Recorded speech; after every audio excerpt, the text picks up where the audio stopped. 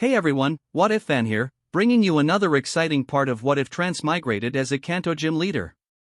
You can find the fanfic title and the original author's name on my Patreon page. Make sure to check it out and show them some love. If you enjoy the video, don't forget to like, subscribe, and ring that notification bell so you never miss an upload. Also check out my Patreon channel for early releases of all the series, where you can find all the series released one day ahead of YouTube. Alright, let's jump into it. Chapter 211, Mew, How Rude. By the way, is our hidden guest still not going to show themselves?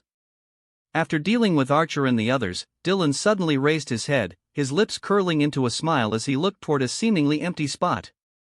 Leah and Lily blinked in confusion. Although your concealment is quite impressive, it's just unfortunate that I have a very keen sense of Pokemon auras. Dylan waved his hand at Pekarunt. Talk. Pekarunt immediately understood, and from its mask, two sinister, poison-coated chains shot out at high speed, striking toward the nearby wall. Malignant chain. However, that wall suddenly moved. A figure clad in black ninja garb leaped out, skillfully dodging the attack. Lily's eyes widened as she glanced at the now collapsed gray wall on the ground. So it was just a disguise? She hadn't even noticed. The masked, middle-aged ninja landed smoothly, his sharp gaze locking onto Dylan and the others. You're Gym Leader Koga? Leah narrowed her eyes before gasping in shock. That ninja outfit was way too distinctive, plus, the man's slicked-back hairstyle was a dead giveaway. Koga, the gym leader of Fuchsia City. One of Kanto's 8 gym leaders. Silence filled the air. I am not Koga. After a long pause, the man put up a desperate struggle. Leah gave him a deadpan stare. Dude, you didn't even bother changing your speech pattern. You're still referring to yourself as this humble one. That makes it even more obvious. Dylan's expression turned slightly amused. Well, I suppose I'll just take off your mask and confirm it myself. Koga fell into silence again. Fine. As expected of gym leader Dylan. I am Koga. Koga finally exhaled and admitted the truth with a solemn nod. I had received intelligence that Team Rocket executives were gathering here, so I came to investigate. I didn't expect to run into you, gym leader Dylan. His voice was deep and composed. I see. Dylan nodded thoughtfully. Such dedication. Gym leader Koga, you came all the way from Fuchsia City to Saffron City, infiltrating Team Rocket's meeting without even informing your own family? Koga fell silent once more. Although I'd love to take your word for it, I'm afraid your actions are highly suspicious. Would you mind surrendering yourself for questioning? If you're innocent, I'm sure gym leader Koga will regain the trust of the league soon enough. Dylan sighed, his tone patient and understanding. Koga's brows furrowed. Surrendering was not an option. He had always heard that Dylan was strong, but Koga was confident in his own abilities. After all, he was stronger than Lieutenant Surge. But if you're not innocent, I'd advise you not to resist. You have family, unlike Lieutenant Surge. Dylan's voice was soft, almost gentle. Koga's expression flickered slightly before he let out a long sigh. His daughter, Janine, and his younger sister, Aya, had no idea about his true allegiance. If he resisted, the League would definitely detain Aya and Janine for questioning. At least if he surrendered, the investigation on them would be less severe. Leah's expression darkened. First Lieutenant Surge, and now Koga? 2 official Kanto gym leaders were Team Rocket executives? It was getting harder not to suspect that there might be more hidden among the remaining gym leaders. Meanwhile, near the exit. Umbreon, foul play. A sleek, pitch-black Umbreon radiated dark energy as it lunged forward to intercept the charging Slitherwing. Foul play versus lunge. Boom! Both Pokemon were sent skidding backward, their feet dragging against the ground. Umbreon lowered its stance, its cold, crimson eyes locked onto Slitherwing. Slitherwing let out a low growl, flexing its claws aggressively. Even without a trainer, this thing is ridiculously strong. Karen frowned. Above her, Fluttermane hovered ominously, its glowing red eyes watching for an opening. Fortunately, her Houndoom was keeping it in check. But the real problem was, behind the two Paradox Pokémon stood a very familiar figure. Talk talk talk. Talk talk. Will was still dancing. Both Karen and Will's eyes twitched. You're still talk talk talk ing? Can you stop? You look ridiculous. Will couldn't take it anymore. Will's creepy masked dance was a crime against humanity. Karen, we can't waste any more time. If Dylan catches up, we're finished. Will growled. I know. Then hurry up and give me some support. Karen snapped back, clearly irritated. She wanted to break through as fast as possible, but Slitherwing and Fluttermane were too strong. Short term, she had no way of knocking them out. And the longer they stalled, Dylan would arrive. I can't. My Pokémon are already down. Will gritted his teeth. Earlier, he had disguised himself as a low-ranking rocket grunt and tried to approach Will. Will didn't hesitate. Without a single word, he had pulled out Xatu, and all while still dancing, immediately attacking. Will had barely escaped. All of his Pokémon had been obliterated in the process. We don't even know what happened to Archer's team. Will glanced at the three branching paths. They hadn't seen Archer, Proton, or Lieutenant Surge in a while. And then, talk talk talk. That same cursed chant echoed behind them. Karen and Will immediately turned around and saw Archer, Proton, and Lieutenant Surge all swaying to the exact same ridiculous dance. Their eyes glowed with that same eerie purple light. They got controlled too. Will's expression darkened. This bastard, how the hell is he a gym leader? This is pure evil. Karen's face contorted. She wouldn't call herself a good person, but even she wouldn't use such a wicked technique. Controlling someone's mind? This wasn't just immoral, this was borderline villainous. Beautiful lady, I can't pretend I didn't hear that. A crisp, amused voice cut in. Dylan's clear laughter echoed through the underground base. Dylan, Leah, and Lily stepped forward, followed by Koga, who was trailing behind them with a wary expression. They all got caught. Will's stomach sank. With all the Team Rocket executives gathered here, only Sabrina had managed to escape. Gym leader Dylan, why would such a powerful trainer concern yourself with us weaklings? Karen asked cautiously. Miss, you must be joking. Dylan smiled playfully. As a gym leader, capturing Team Rocket members is my duty. And besides, you're all worth quite a bit in reward money. Why wouldn't I? Dylan shrugged. Archer and Proton alone earned me some incredible league rewards. Now with even more of you, I'm sure President Goodshow and Champion Lance will be very proud of me. He smiled brightly. This time, he had caught so many executives. Would Giovanni personally come to save them? Before Karen could retort. Boom! The ceiling shook violently. A blue energy shield enveloped a figure descending from above. Dylan's brows lifted slightly in surprise as the glowing blue aura dissipated. A tall, silver-furred, feline-shaped Pokémon landed gracefully before Karen. Its piercing, psychic blue eyes locked onto Dylan. What kind of Pokémon is that? Leah and Lily both stared in surprise at the sudden intruder. Its body was sleek and silver-white, with purple eyes, tail, and stomach, and its fingers were composed of 3 orb-like digits. Mewtwo. Mew? As if sensing something, a round, chubby head popped out of Dylan's backpack, tilting slightly as it curiously observed Mewtwo. Mewtwo's gaze flickered toward the Clefairy-like creature. And its facial muscles visibly twitched. Beep. Mewtwo.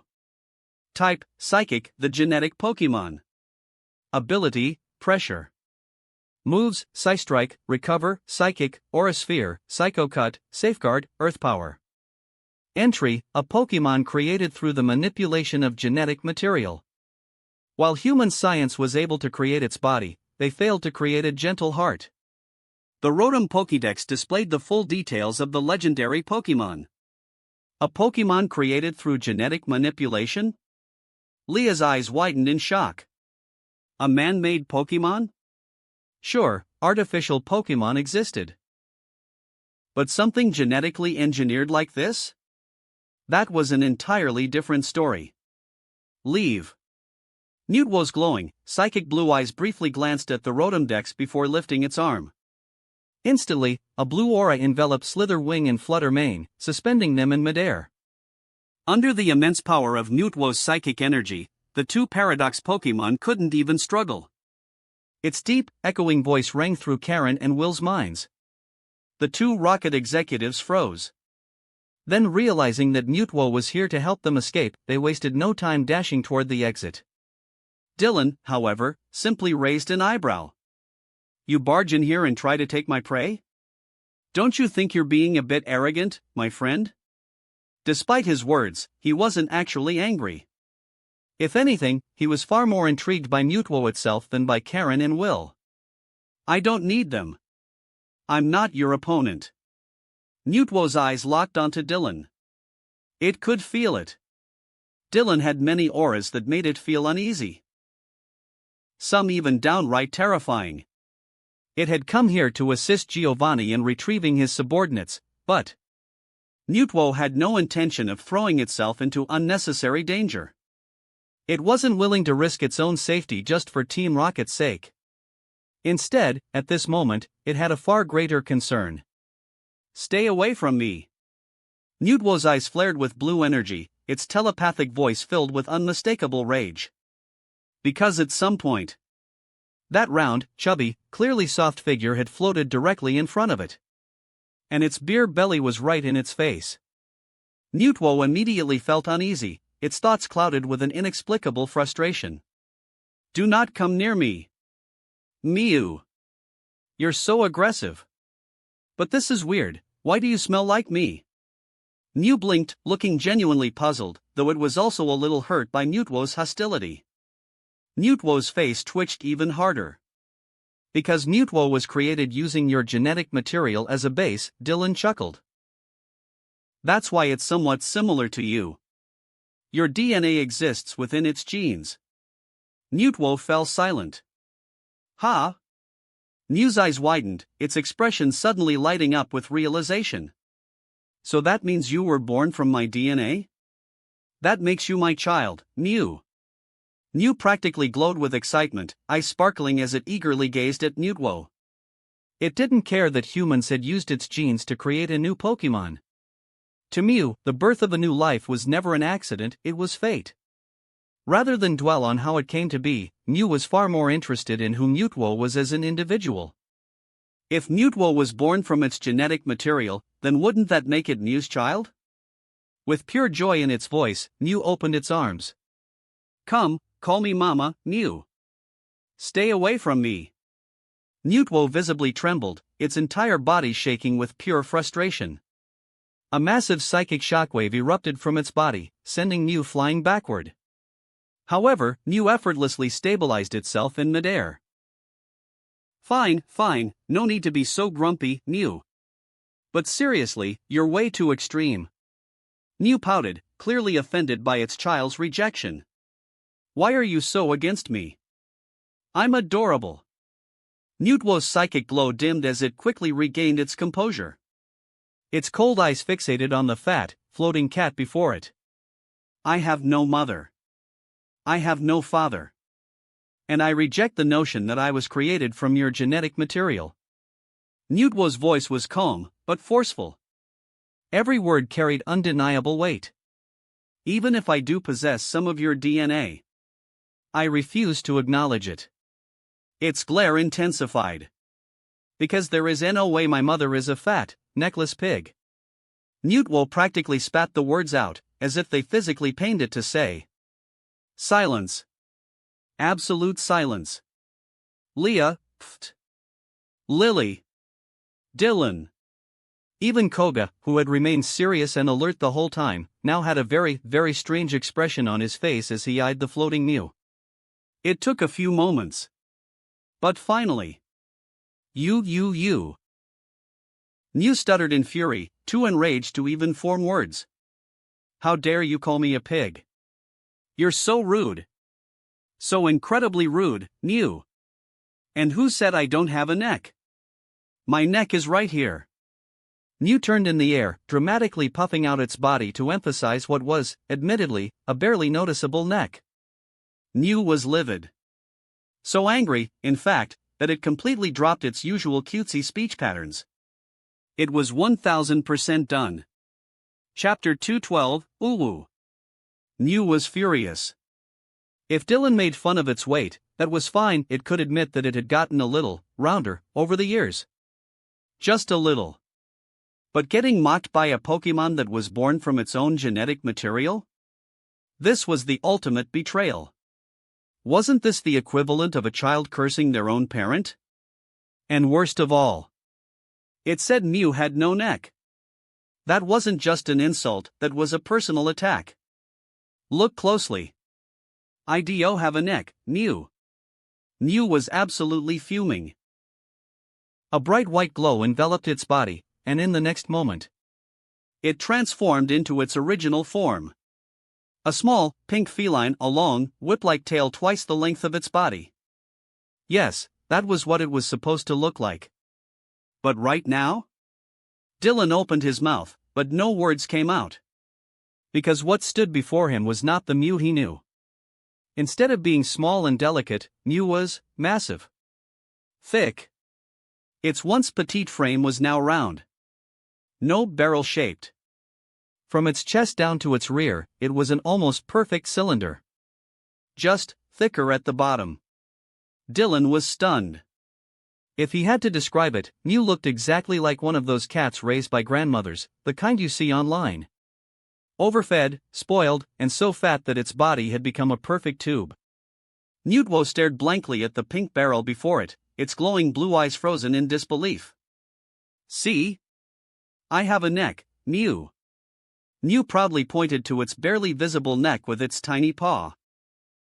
Its telepathic voice was filled with satisfaction. Silence. Mewtwo was reconsidering everything. Leah, meanwhile, stared at Mew in shock. Wait, that's Mew?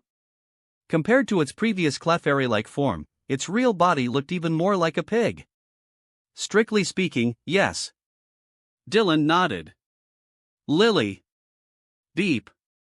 Mew. Type, Psychic, the new species Pokemon. Ability, Synchronize. Moves, Psychic, Aura Sphere, Transform, Imprison, Metronome, Nasty Plot, Frenzy Plant, Blast Burn, Hydro Cannon. Entry, many believe it is the ancestor of all Pokemon. It possesses immense intelligence and can use any move. The Rotom Dex dutifully provided news information. Lily blinked. That's a lot of moves. She was stunned by the sheer number of abilities Mew had. Mew is very special, Dylan explained. While it may not actually be the ancestor of all Pokemon, it can indeed learn almost every move. In the games, Mew wasn't truly able to use all moves. There were still exclusive moves and pseudo-signature moves it couldn't learn. But according to its Pokédex entry, Mew was meant to be capable of learning every move. And indeed, in the games, it could learn every single TM and TR move.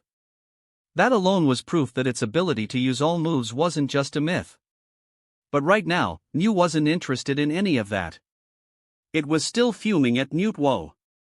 Speechless, aren't you, Mew? Humph. Mew flicked its tubby tail smugly. Mewtwo took a deep breath, trying to suppress the mental chaos inside its mind. And then, let it be known, Mewtwo's voice echoed in the air. I, Mewtwo, have absolutely nothing to do with this. Pig.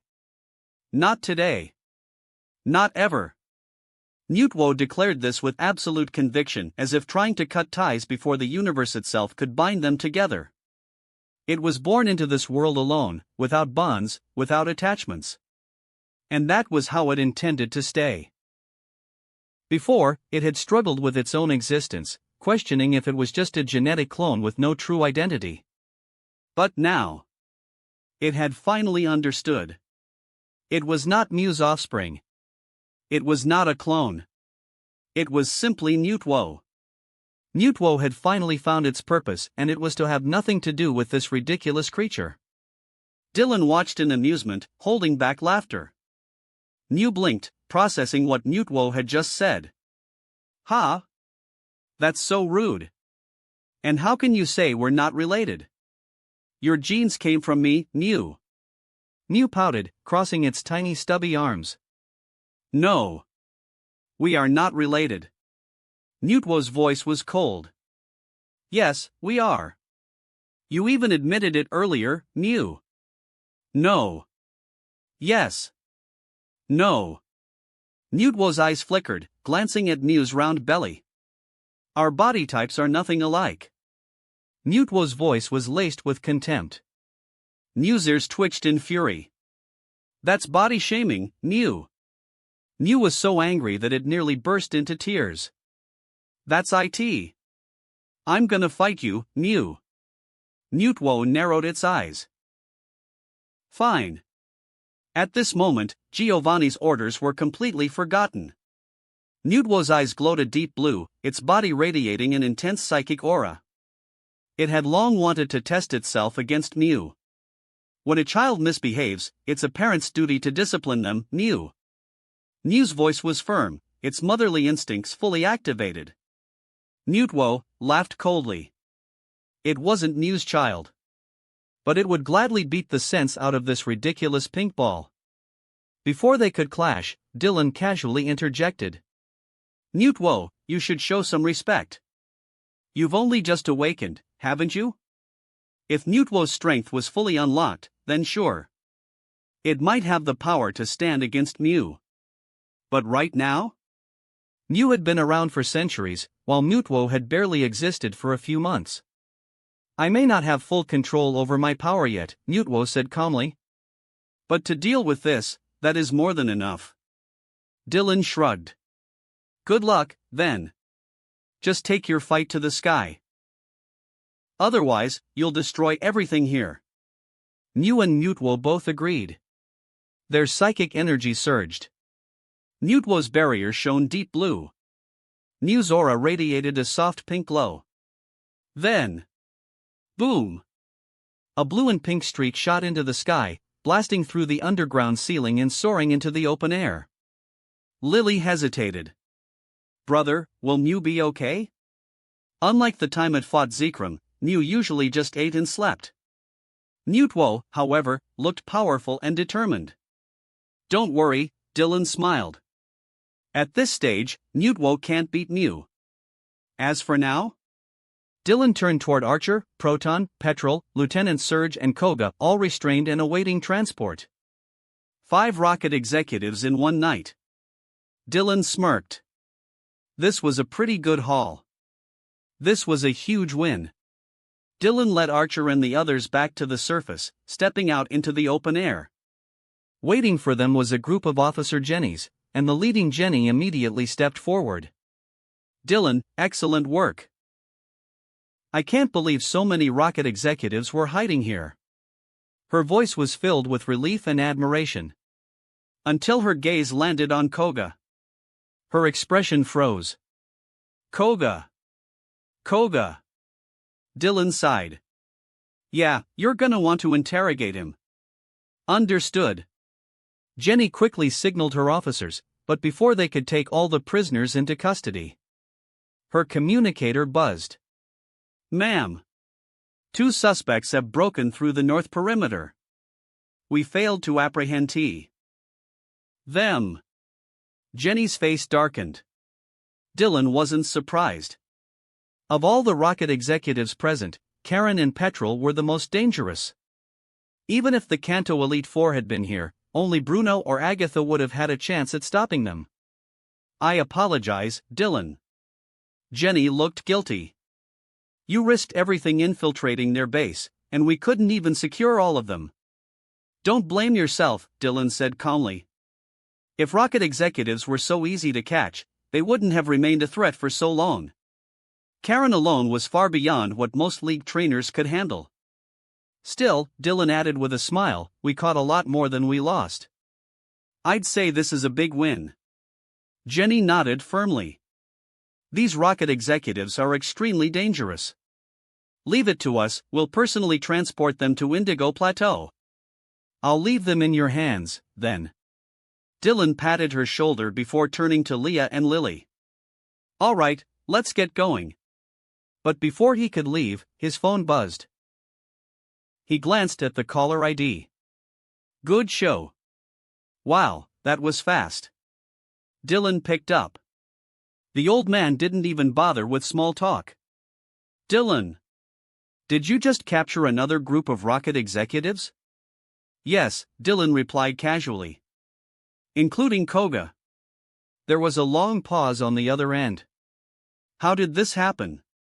In the League headquarters at Indigo Plateau, Gucho's face was grim. Koga had been a rising star in the League. He had even been considered for a Johto Elite Four position once the new League division was finalized.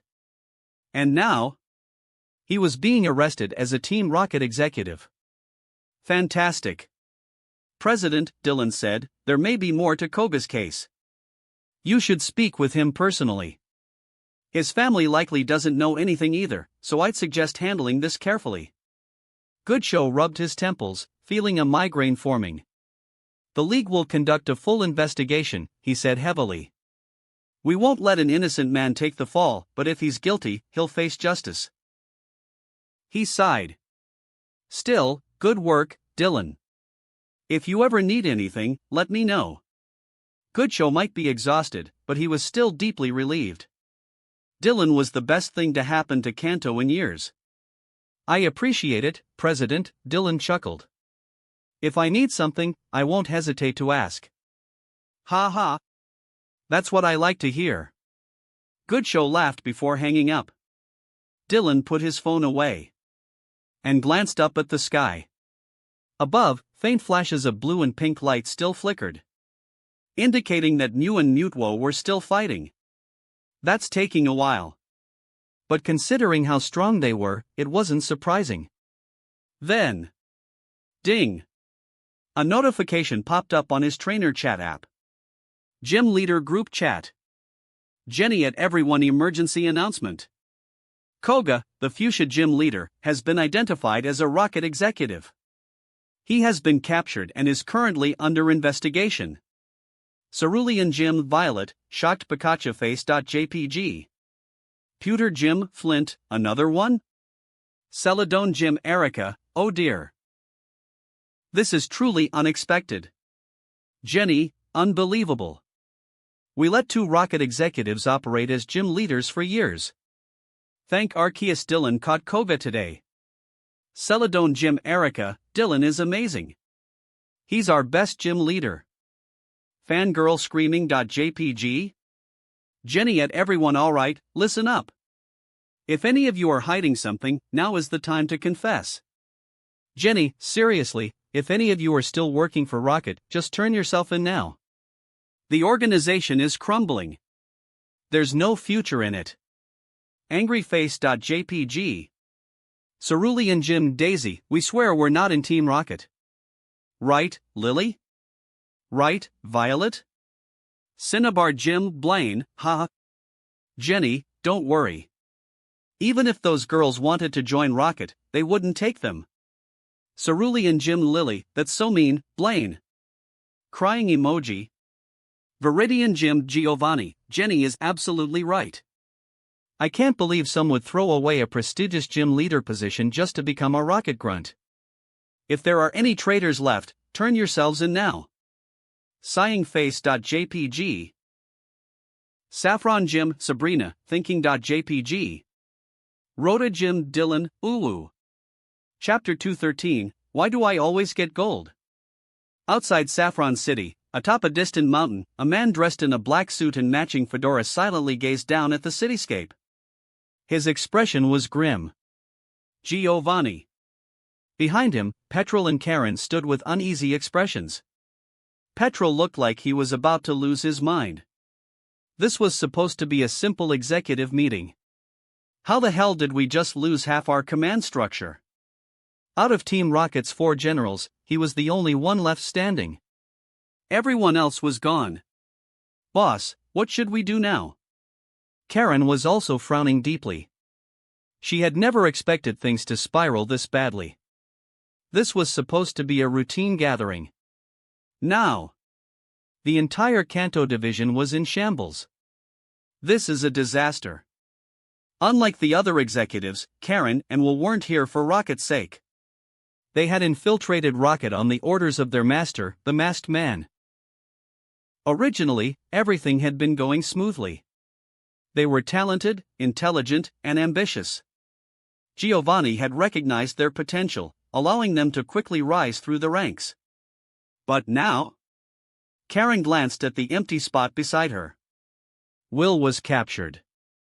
Again. How the hell am I supposed to explain this to the boss? She rubbed her temples, completely exasperated. They had barely arrived in Kanto, and within days, they ran into Dylan.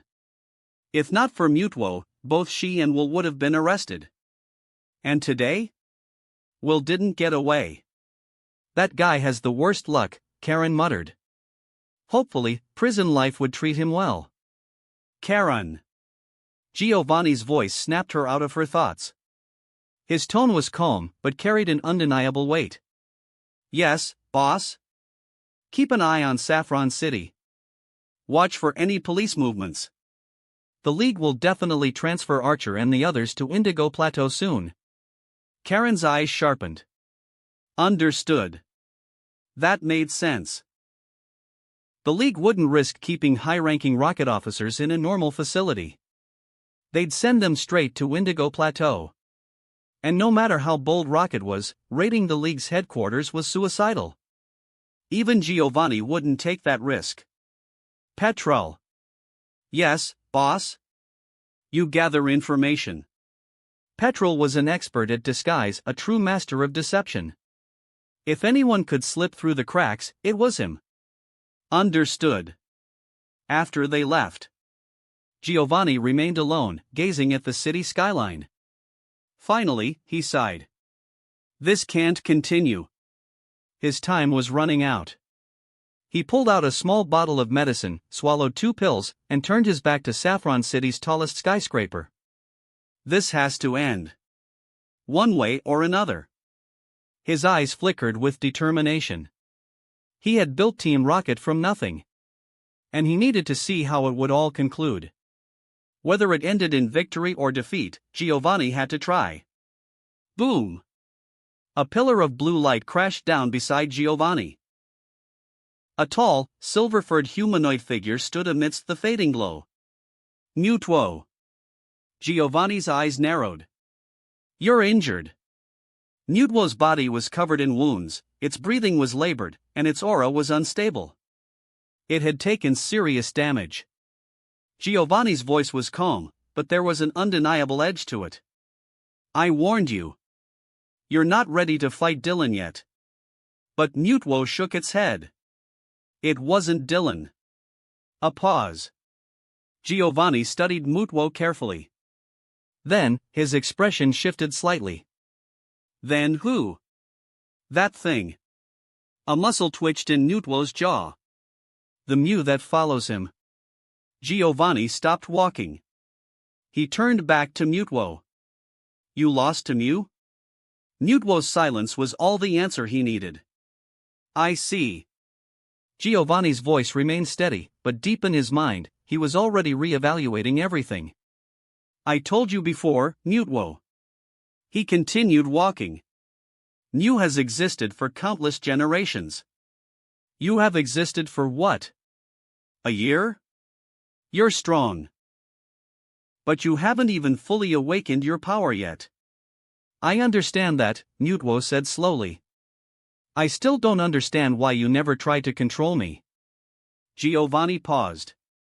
Then, he smirked faintly. Because, Mutuo, you are my legacy. What? You prove that I was right. Giovanni's eyes gleamed. You are proof that the League's morality is flawed. That true progress requires sacrifice. You are undeniable. Mutuo stared at him, its eyes flickering with emotion.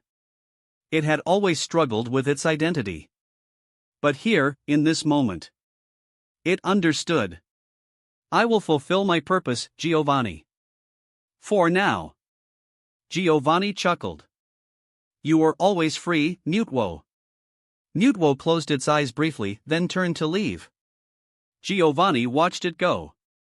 Then, he looked up at the sky. And whispered.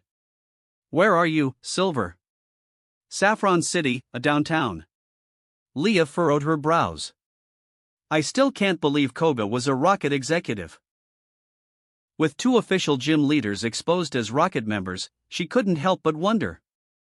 Are there even more? Lily nodded in agreement. It's unsettling. She turned toward Dylan. Dylan, what do you think? Dylan simply shrugged. It's not really surprising. The Kanto League is massive. Of course, it's been infiltrated. He glanced at Leah and Lily before continuing. Look, no matter how righteous an organization claims to be, the bigger it gets, the more corruption it breeds. The larger the system, the more cracks there were for people like Rocket to slip through. Even the League, one of the most powerful organizations in the world, had its flaws. Think about it, Dylan continued, even Chairman Goodshow, as kind as he is, has had to deal with his own league's politics. And even he's had biases, especially when it comes to his family. Despite that, Goodshow was still one of the greatest men in league history.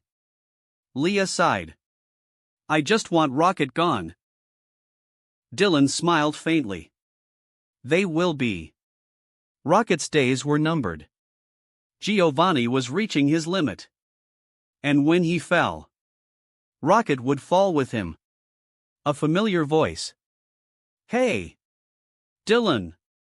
Dylan paused. That voice. He turned his head. And there he was. A young boy in a red cap, a bright grin, and a yellow Pokemon perched on his shoulder. Ash Ketchum. Reunion! Ash's smile widened. It is you. Man, it's been a while. Pikachu. Pikachu happily waved its little arms. Dylan blinked, then chuckled. Yeah. It has been a while. He patted Pikachu's head, enjoying the familiar static that tingled against his palm. Still as adorable as ever. Pikachu purred happily at the attention. Ash beamed. You're so famous now, Dylan. Everyone's talking about the Rota Gym. Misty nodded with a grin. Seriously, it's like every other league trainer is talking about challenging you. Dylan laughed. You guys are exaggerating. Brock chuckled. They're really not. Dylan shook his head before gesturing to the 2 girls beside him. Anyway, let me introduce you. You remember Leah, right? Leah grinned. Long time no see, Ash. Ash grinned back. And this, Dylan gestured to the platinum-haired girl, is Lily. My sister. Lily gave a polite smile. Hello, it's nice to meet you. Ash blinked, then blurted out. Wow. You're really pretty. Leah immediately elbowed him. Idiot. Ash rubbed his ribs sheepishly. Ha. I meant it as a compliment. Lily giggled lightly. Thank you. A challenge. Dylan crossed his arms. So, what are you 3 doing in Saffron? Ash puffed up his chest. We're heading to Cinnabar Island to challenge Blaine. He grinned proudly. I already have 6 badges. Dylan nodded approvingly. Not bad. Ash's eyes suddenly gleamed. Hey, Dylan. Can I challenge you? Leah and Brock froze. Even Lily blinked in surprise. Ash, Misty groaned, pinching her nose. You do realize who you're talking to, right? Dylan raised an eyebrow. You sure about that? Ash grinned confidently. Yeah. I really want to battle you. Dylan chuckled. All right. Ash fist pumped. Yes. But, Dylan smirked, we're doing this Rota Gym style. He gestured to Lily, who stepped forward, holding a small spinning wheel. This has 7 different teams. Spin the wheel and see which one you get. Ash's eyes sparkled. Whoa! That's so cool! He pressed the button eagerly. The wheel spun rapidly. Misty and Brock leaned in. Man, I hope he gets a favorable type, Misty murmured. Preferably something easy, Brock agreed. The wheel slowed down. And stopped. Ash blinked. Dylan, what's this gold one mean? Misty and Brock's expressions turned stiff. Lily and Leah both froze. Dylan's eye twitched. That's the legendary team. Ash's eyes lit up. Whoa! I got a legendary team? That's so lucky. Dylan sighed. Ash. Spin again. Ash pouted. Ah, why? Trust me. Fine. Ash pressed the button again. The wheel spun. And landed on gold. Again. Misty and Brock stiffened further. Leah tilted her head. Is that thing rigged? Dylan rubbed his temples. Ash. One more time. Ash groaned but obliged. The wheel spun once more. And landed on gold again. What? Dylan and Lily stared blankly. Even Leah was speechless. Lily slowly turned the wheel around. She checked the mechanism. It's working fine. Ash scratched his head. Dylan, is your wheel broken? I keep getting gold. No, Ash. The wheel is fine. The problem is clearly you. You and legendaries have some kind of weird destiny, don't you? Chapter 214, the third Golden Legend winner. If there was one thing Ash Ketchum had the most faith with, Dylan could confidently say. It was legendary Pokemon. From the main anime to the movies, Ash had encountered legendaries in every region he traveled. Some were allies. Some were foes. But the fact remained. Compared to normal people who might never see a legendary Pokemon in their lifetime, Ash's luck was downright insane. But even Dylan hadn't expected this. A 1 in 7 chance? And Ash managed to hit it 3 times in a row? Gambling talent? Leah's eyes shone. Ash, have you ever considered playing the lottery? She grabbed his shoulders excitedly. I'll lend you money. If we win, we split it 70-30. Ash blinked. Huh? No way. My mom says gambling is bad. Leah clicked her tongue. This isn't gambling. Don't corrupt him. Dylan sighed and dragged Leah back. You really have no shame, huh? Leah pouted. Ugh, but this is wasted luck. A guy who could triple pull legendaries shouldn't be wasting it on a gym battle. He should be rolling for cash. Ash turned to Dylan. So, should I spin again? Dylan exhaled. No. The rules are the rules. And if you spun again, I have a feeling it'd just be gold again. Ash grinned. All right. Let's battle. Dylan sighed inwardly. Truthfully, he didn't want to use legendaries against Ash. If Ash were at his peak, he wouldn't hesitate. But right now, Ash was still in his early days. Unfortunately, the dice had spoken. They quickly found a public battle arena. Dylan and Ash stood at opposite ends. Leah stepped forward. All right. This is an official challenge for the Rota Gym. She raised her hand. The battle will be 3v3. Gym leader Dylan cannot switch Pokemon. If all 3 of Dylan's Pokemon faint, Ash wins. She smiled. Battle, start. Wow. Misty's eyes sparkled. That was super official. She turned to Leah. You sound like a professional referee. Leah grinned proudly. Ha! Of course. I'm an official assistant at Rota Gym now. My experience is top tier. Misty nodded. Honestly, though, She sighed. I feel bad for Ash. Brock rubbed his face. Yeah, this is gonna be rough. Leah shrugged. Honestly, no one's ever beaten Dylan yet. And at least Ash gets to see a legendary battle firsthand. Lily smiled. Exactly. In a way, he's actually very lucky. Misty and Brock paused. That actually makes sense. On the battlefield, Ash clenched his fists. Man, I'm so excited, Pikachu. Are you ready? Pika. Dylan chuckled. Since this is your first challenge, I'll give you my official introduction. He slowly adjusted his collar. Then slipped on his black gloves. With a graceful flick of his wrist, he looked up and smiled. I am Dylan. A multi-type trainer. And the gym leader of Rhoda. Misty and Brock froze. Leah clapped her hands excitedly. Ah! It's here! Dylan's intro speech. Even Lily nodded enthusiastically. Misty gasped. He's so cool. Brock nodded firmly. The charisma is insane. Dylan smiled faintly. Today, I will be using my legendary team. Ash, do you know about legendary Pokemon? Ash blinked. Dylan chuckled. As I thought. Then allow me to show you. Dylan flipped a red Pokeball into the air. A burst of white light shot out. A golden figure emerged. Zapdos, battle ready.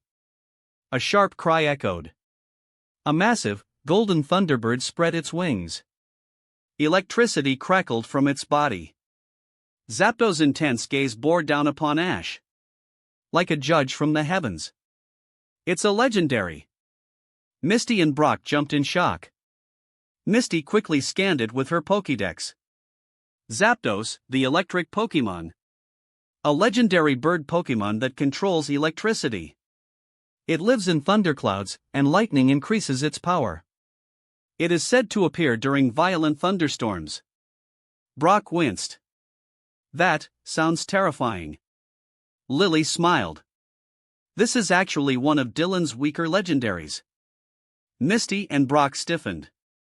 Excuse me? Brock gulped. How many legendaries does Dylan even have? Lily tilted her head thoughtfully. Enough to make 2 full teams. Brock and Misty, 2 teams? Ash grinned. Whoa! Zapdos looks so strong.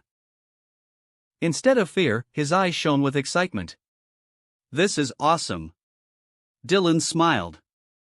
You have a good attitude, Ash. Now, show me what you've got. Ash clenched his fist. All right. Let's go. He grabbed a Pokeball. And threw it high into the air. Bulbasaur. I choose you. A small, 4-legged Pokemon appeared. Bulbasaur landed, looking determined. Until it saw Zapdos. Bulbasaur's face froze. Zapdos stared down majestically. Golden lightning flashing around its body. Bulbasaur slowly turned to look at Ash. It was visibly sweating. Bulbasaur's thoughts, Ash. Are you out of your damn mind?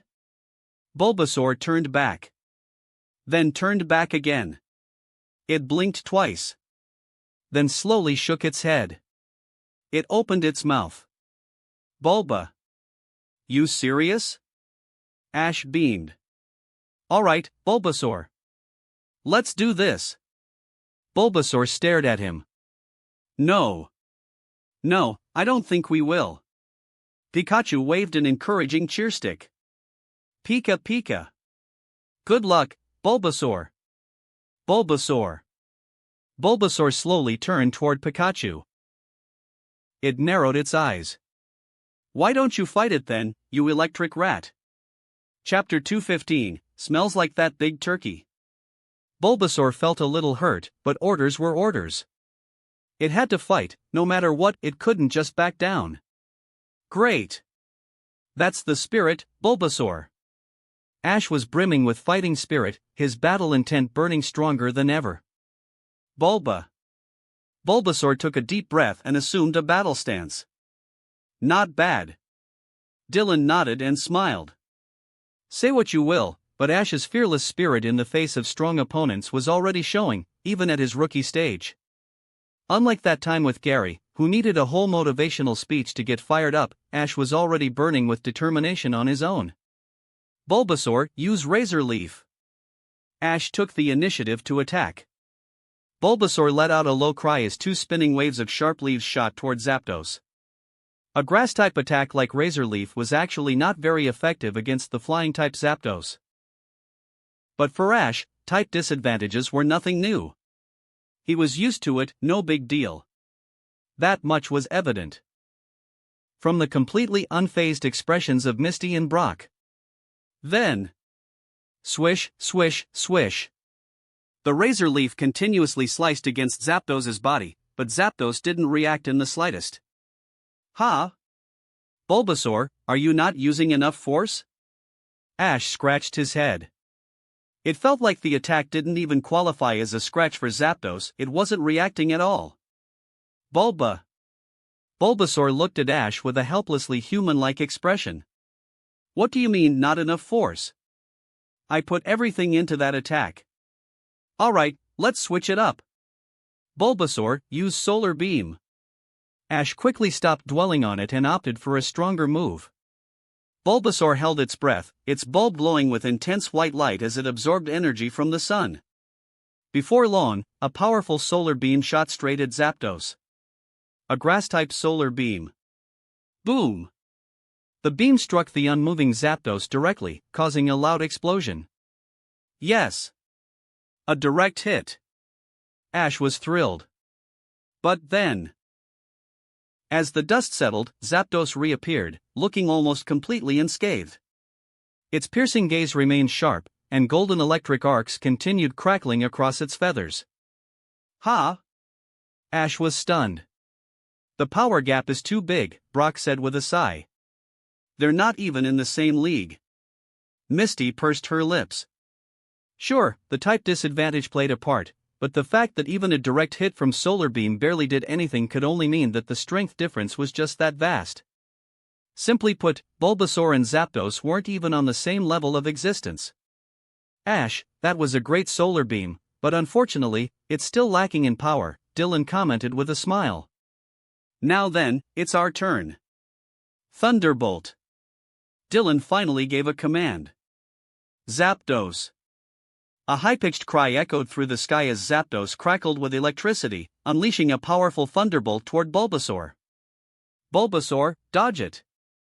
Ash's face changed in alarm. The little green toad immediately sprang into action, it was quite agile, after all. But Thunderbolt was far faster than it had anticipated. Boom! Thunderbolt struck true, electric currents surging wildly as an explosion rang out, thick smoke spreading everywhere. With a single flap of its wings, Zapdos generated a gust that blew away the smoke, revealing Bulbasaur now unconscious on the ground. So strong. Ash stared blankly at his fallen Bulbasaur, completely stunned. Pikachu. Pikachu was just as dumbfounded. Bulbasaur is unable to battle. Zapdos wins, Leah announced after checking on Bulbasaur. Ash, show me more of what you've got, Dylan said with a smile, gesturing for him to continue. Yes. Ash's fighting spirit flared up again in an instant. Bulbasaur's defeat didn't discourage him, instead, it made him even more fired up. A legendary Zapdos is just as powerful as expected. In that case, to fight something that flies, I should use something that can fly too. Ash glanced at Pikachu, thought for a moment, then decisively threw out his ace Pokémon. Charizard. I choose you. A Pokeball opened midair, and an orange Charizard landed heavily in front of Ash. Oh? Is this the Charmander from before? Leah looked at Charizard with some surprise. In the previous battle, she had already determined that Ash was still far from strong, his talent was clearly not on the same level as Red's. But, why is it so small? After carefully examining the Charizard, Leah noticed something odd. Something was off about its size. Normally, Charizard stood at about 1.7 meters tall, and well-trained ones could even grow to 2 meters. Take Red's Charizard, for example, it was nearly 2 meters tall. But this one?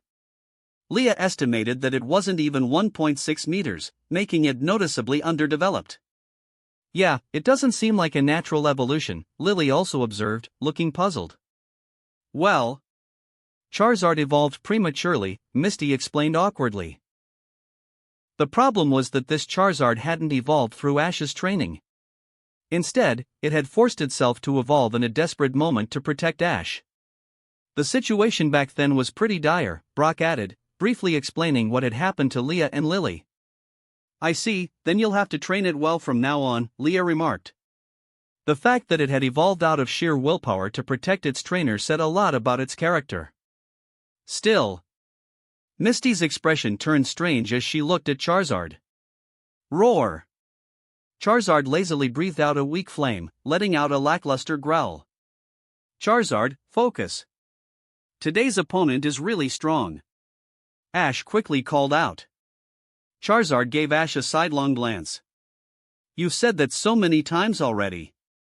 Every time it's a really strong opponent, and every time I just wipe them out with a single fire blast. The loneliness of a powerhouse. But then, Charizard's eyes locked onto its opponent, and its expression suddenly changed. Roar! It let out a fierce bellow at Dylan and Zapdos, its tail flame flaring up violently. Battle intent, max. Charizard's eyes blazed with intensity as it stared at Dylan. This human. It's him. It's him.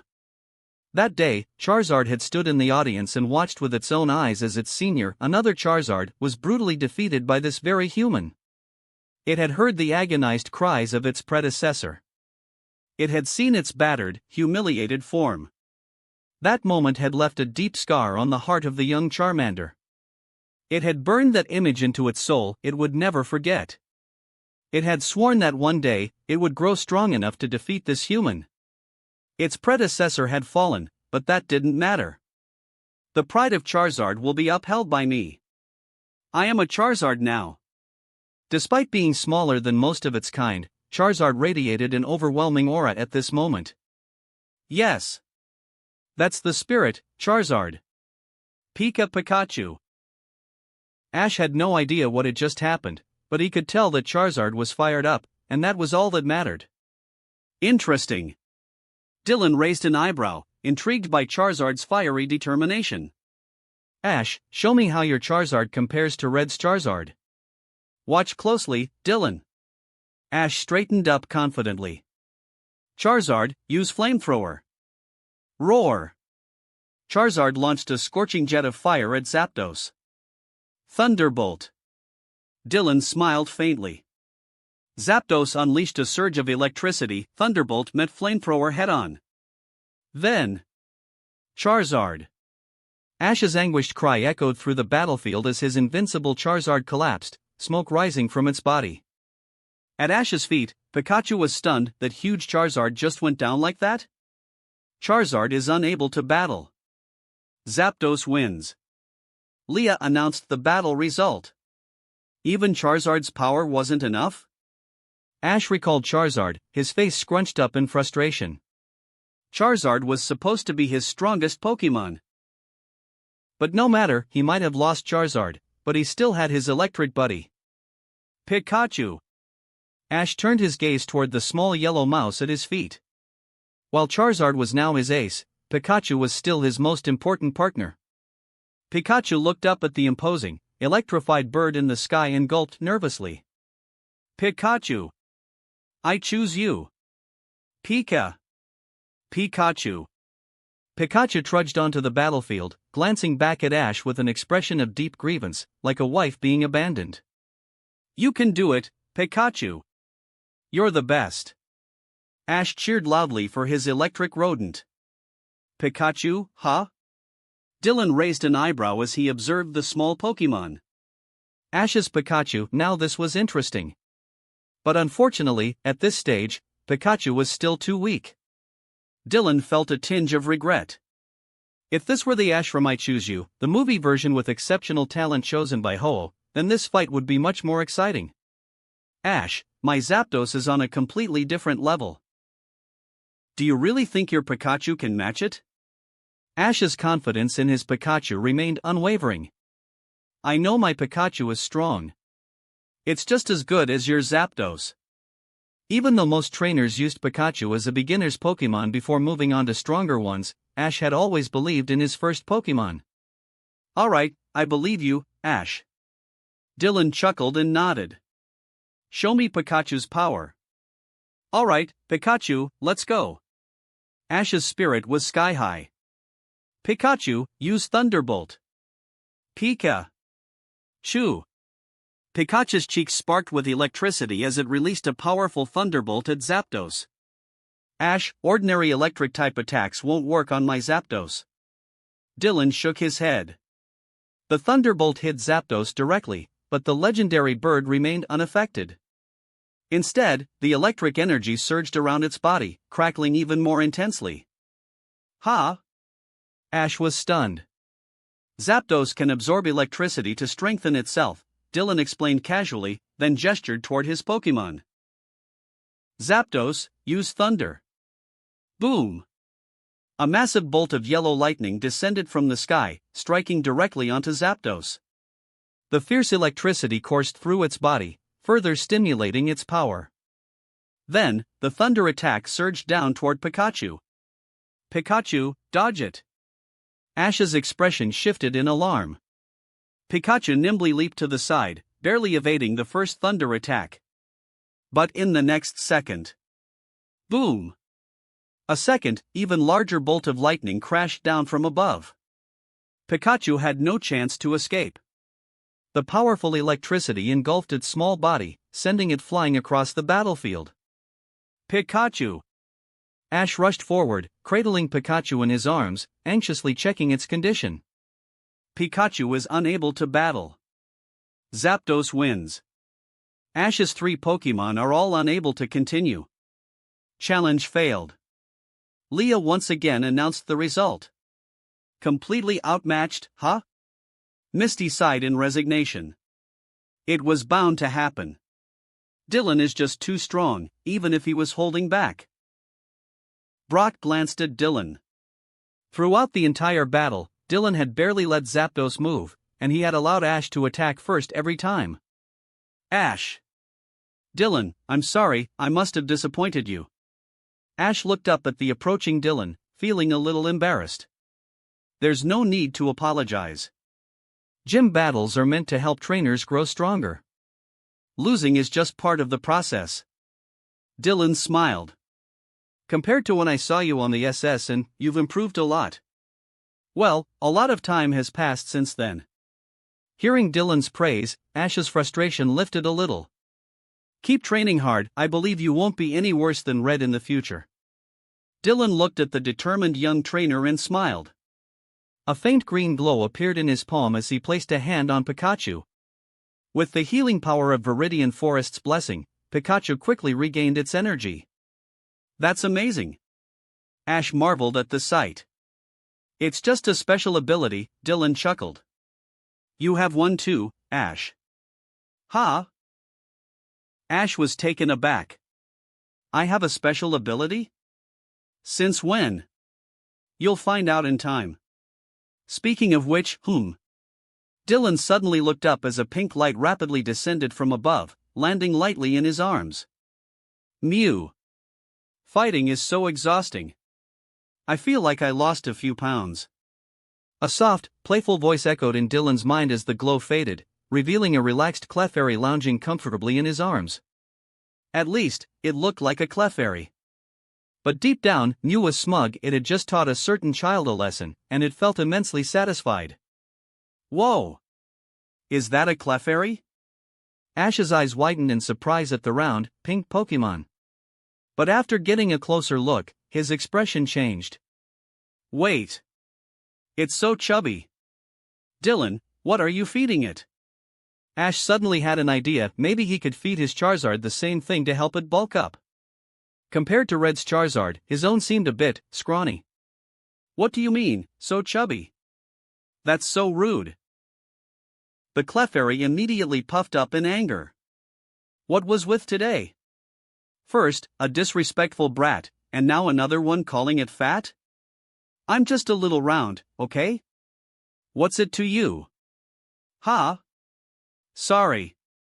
Seeing the furious expression of the round-bellied Clefairy, Ash instinctively apologized. Humph. So rude. The Clefairy pouted, but suddenly, its tiny nose twitched. Wait a second. Why do you smell like that big turkey? Chapter 216, I'll take you there. The Clefairy, who had just been furious, cooled down just as quickly, now curiously sizing up Ash. And when it mentioned the big turkey, it was, of course, referring to the legendary Ho-Oh. Ha? Ash looked completely lost. Are you sure, Piggy? Dylan asked, slightly surprised as he turned to Clefairy. Ash had Ho-Oh's presence on him? That didn't make sense. Sure, Ash had always been extraordinarily lucky. After all, he saw Ho on his first day as a trainer, but the anime Ash wasn't the rainbow hero. Ho admired pure-hearted humans, that was true, but in the anime, Ash was never officially chosen as Ho as champion. It was only in I Choose You, a parallel universe movie, that an Ash was recognized as the rainbow hero. That Ash received the Rainbow Wing, encountered Entei and the other members of Ho's trio, had Marshadao secretly guiding him, and ultimately climbed in Tensei to summon Ho. That was true rainbow hero treatment. On the other hand, anime Ash just had insane legendary encounters. He practically met every legendary Pokemon in every region. So running into Ho wasn't all that surprising. No mistake, me. I know that big turkey well, I'd never mistake its aura. Clefairy blinked its big, innocent eyes. As a mythical Pokemon from Kanto, it was deeply familiar with the auras of both Ho and Lugia. Ash, you've seen Ho before, haven't you? Dylan mused for a moment before asking Ash. Ash was taken aback for a second, then fought back carefully. Ho? You mean that colorful bird Pokemon? That's the one. I saw it the day I started my journey. Ash recalled the radiant, rainbow-colored Pokemon he had glimpsed that day. He even made a promise with Pikachu that they'd go meet that Pokemon again someday. Actually, I still have this. Ash reached into his jacket pocket and pulled out a feather. In the sunlight, the feather shimmered with iridescent rainbow hues. It was breathtakingly beautiful.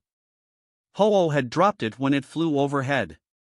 Maybe the wind was too strong that day, because it had landed right in front of him. The rainbow wing.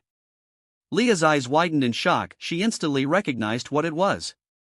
She was all too familiar with that feather. Back when she escaped the masked man's organization, she had stolen both the rainbow wing and silver wing from him. That was why the masked man had been so desperate to hunt her down. Truthfully, the masked man didn't care much about Leah's betrayal. But the moment she escaped with those two feathers, he had to take action. Ha! That's Ho's feather, Ash. It seems like you've caught its attention. Dylan chuckled, eyeing the rainbow wing with interest. The rainbow wing, also known as the rainbow feather. In the Pokemon games, it was an item needed to summon Ho. Its counterpart was the silver wing, which was used to summon Lugia. In the I Choose You movie, the rainbow wing had the same function but with added lore. The feather could discern the purity of its holder's heart.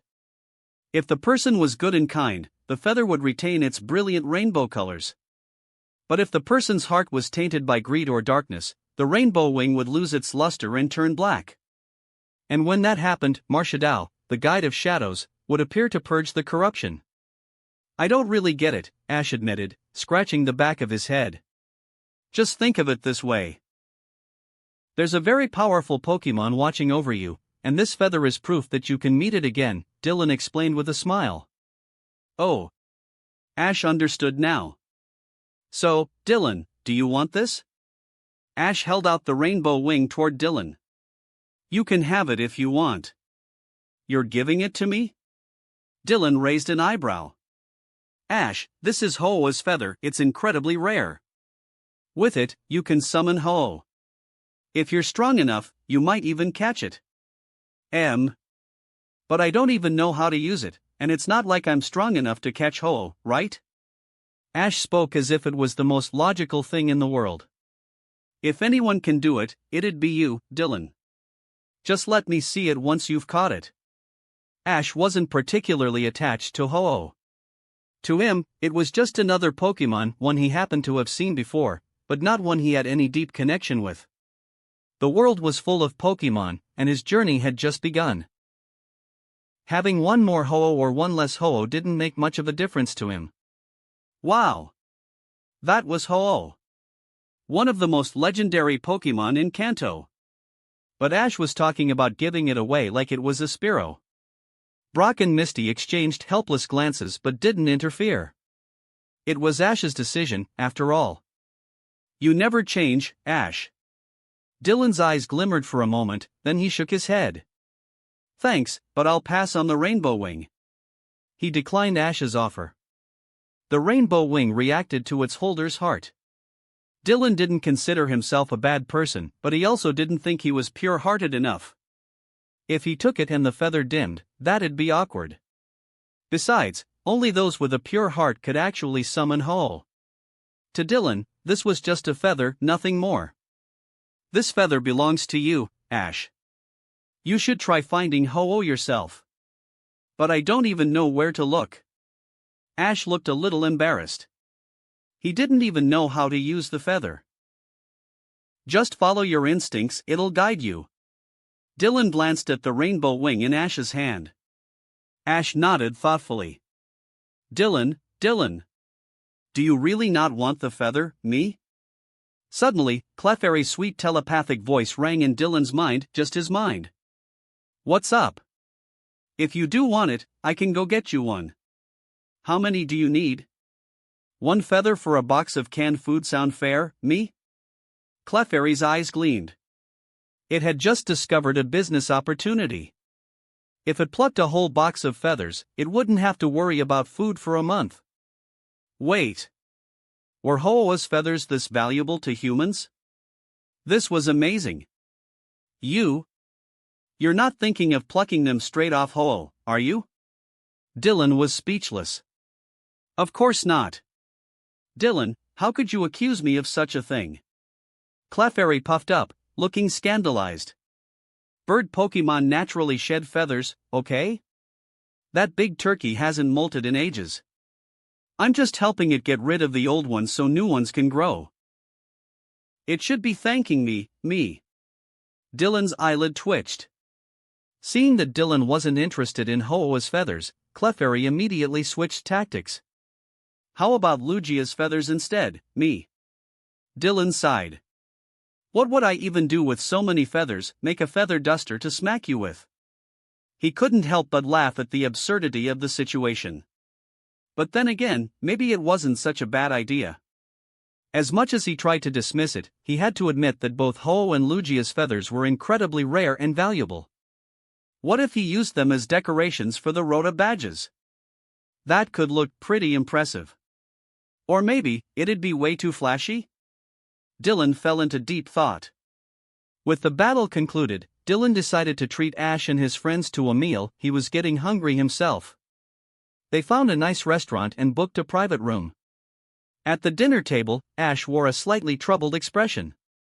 Dylan, I really do want to see Ho again. But it feels like it's really far away. Following Dylan's advice, he had held onto the rainbow wing and let his mind go blank. Sure enough, he could feel a faint, guiding presence directing him somewhere. But it felt so far. Oh? You can sense it? Dylan's interest was piqued. Yeah, but if you don't mind, I can take you there. Dylan considered it. Ho, the so-called big turkey, was something he was genuinely curious about. But as for catching it? He wasn't particularly interested. Trainers chose Pokemon, sure, but Pokemon also chose their trainers. And Ho-Oh, especially, was picky. It only recognized humans with pure and untainted hearts. Its trio of guardian Pokemon existed solely to judge humanity on its behalf. As the official lore stated, the legend says that when humans once again earn its trust, it will return to the bell tower. Dylan didn't think he had the qualities necessary to earn Ho-Oh's recognition. And even if he managed to capture it by force, it would likely abandon him sooner or later. If a Pokemon would just up and leave after being caught, then what was the point of catching it in the first place? And besides, a Pokemon as legendary as Ho-Oh had intelligence and free will on par with humans. It wasn't just about raw power. It had its own clear sense of purpose. I have a Pokemon that can fly. If it's somewhere in Kanto, we can get there by tomorrow afternoon. Really? Ash's face lit up with excitement. This was perfect. Of course. Dylan nodded, though his gaze briefly flickered toward Ash's shadow. He had already asked Mew, and the little troublemaker had confirmed that something was lurking within it. So it's true. Still, Dylan couldn't help but feel a bit regretful. If Ash was following the storyline of the I Choose You universe, why hadn't he also inherited that Ash's incredible trainer talent? To be fair, Anime Ash wasn't bad at training, he was just a late bloomer. He needed time, experience, and the wisdom gained from countless adventures. Every battle, every loss, every victory, they would all eventually shape him into the strongest trainer in the world. When it came down to it, both Ash and Red were destined to reach the top. The difference? One was a prodigy, the other was a slow-burning legend in the making. All right. Thanks, Dylan. No need to thank me, I'm just interested in seeing Ho-Oh for myself. Dylan chuckled. After all, it was one of Kanto's most famous legends. As a Kantonian himself, he wouldn't pass up the chance to meet it in person. But while Ash was beaming with excitement, Leah's expression turned oddly serious. She pursed her lips slightly, lost in thought. Ho-Oh. Chapter 217, Confession. After dinner, Dylan booked a suite for Ash and his friends at the hotel, saving them the trouble of heading to the Pokemon Center. Dylan and his companions also returned to their own suite. Big Sis Leah, are you okay? Lily asked with concern. She had noticed during dinner that something seemed off about Leah's expression. I'm fine, maybe just caught a slight chill, Leah shook her head in response. Lily frowned slightly at her words, then exchanged a glance with Dylan. Seeing him nod, she hesitated for a moment before speaking again. Big Sis Leah, you're definitely hiding something from us, aren't you? Is it about Ho-Oh? Lily asked tentatively. She had always been a smart and perceptive girl. Leah's unusual behavior had started the moment she saw the rainbow wing in Ash's hand, and Lily had taken note of that detail. Leah looked a little helpless. If it's something truly difficult to talk about, you don't have to say it. But Leah, simply keeping things bottled up won't solve anything, Dylan said. I know, fine, I'll tell you, Leah rolled her eyes playfully before sighing deeply.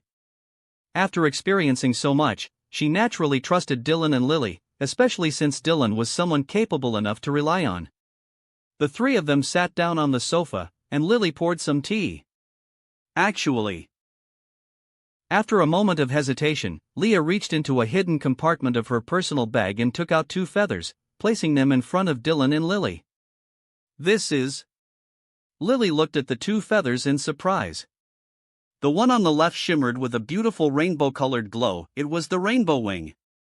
The feather on the right, however, was much sleeker and longer, emitting a faint silver light. This was the silver wing of Lugia. Dylan picked up the silver wing and ran his fingers over it. It was incredibly soft and smooth to the touch. This would probably make a great badge decoration. Lily, holding the rainbow wing, examined its glowing colors with curiosity. So this is Ho-Oh's feather. It even glows, how special. I wonder what Reshiram's fur feels like. When I was little, I also lived in Pallet Town, Leah said after a brief silence. Huh? Lily was stunned. Pallet Town, the home of Professor Oak's research lab, as well as the starting place of Red, Blue, and Ash. Yes, but when I was young, a Pokemon came to town. It took me away and carried me all the way to Johto. Leah pursed her lips. That incident was precisely the reason she developed her fear of bird Pokemon. It was her nightmare. Which Pokemon? Dylan asked, following the thread of the story. Ho-Oh. Ho-Oh took you away, big sis Leah? Why? Lily was shocked. Ho-Oh was a legendary Pokemon in Kanto, holding a status equivalent to the dragon gods of Unova or the sun and moon deities of Alola. A Pokemon worshipped like a deity in folklore. Why would it abduct an innocent little girl? That made no sense. It was because of a masked man. And it wasn't just Ho-Oh, there was also Logia. He captured both of them, and they roamed the land searching for gifted children for him. Leah's voice grew somber. Lily was silent, unable to fully understand but deeply shaken. So that masked man had tamed both Ho-Oh and Lugia, and used them to kidnap children? That was absurd.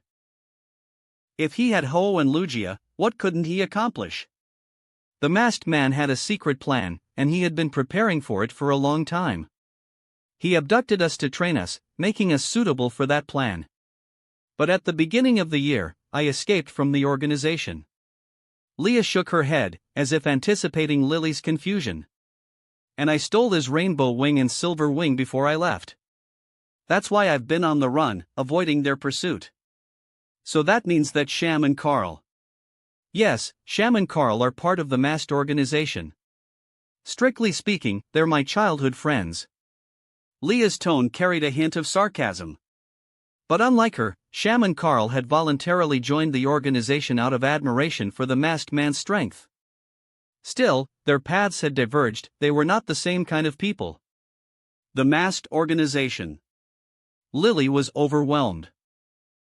She suddenly realized that Kanto was truly an unstable place, with each villainous organization more terrifying than the last. Team Rocket's higher-ups were essentially at Elite Four level, and Giovanni, the boss, was strong enough to rival Lance, the champion. Not to mention the appearance of Mutwo, who was undoubtedly connected to Team Rocket. If such an evil organization were to appear in Alola, Alola would have probably been conquered by Team Rocket by now. And now, there was an even more mysterious masked organization? Lily didn't know how strong the masked organization truly was, but judging by what Leah had said, that masked man had captured Ho-Oh and Lugia. That alone was terrifying. Wait, if Ho-Oh is that masked man's Pokemon, then why are we looking for Ho-Oh tomorrow? Lily suddenly realized something.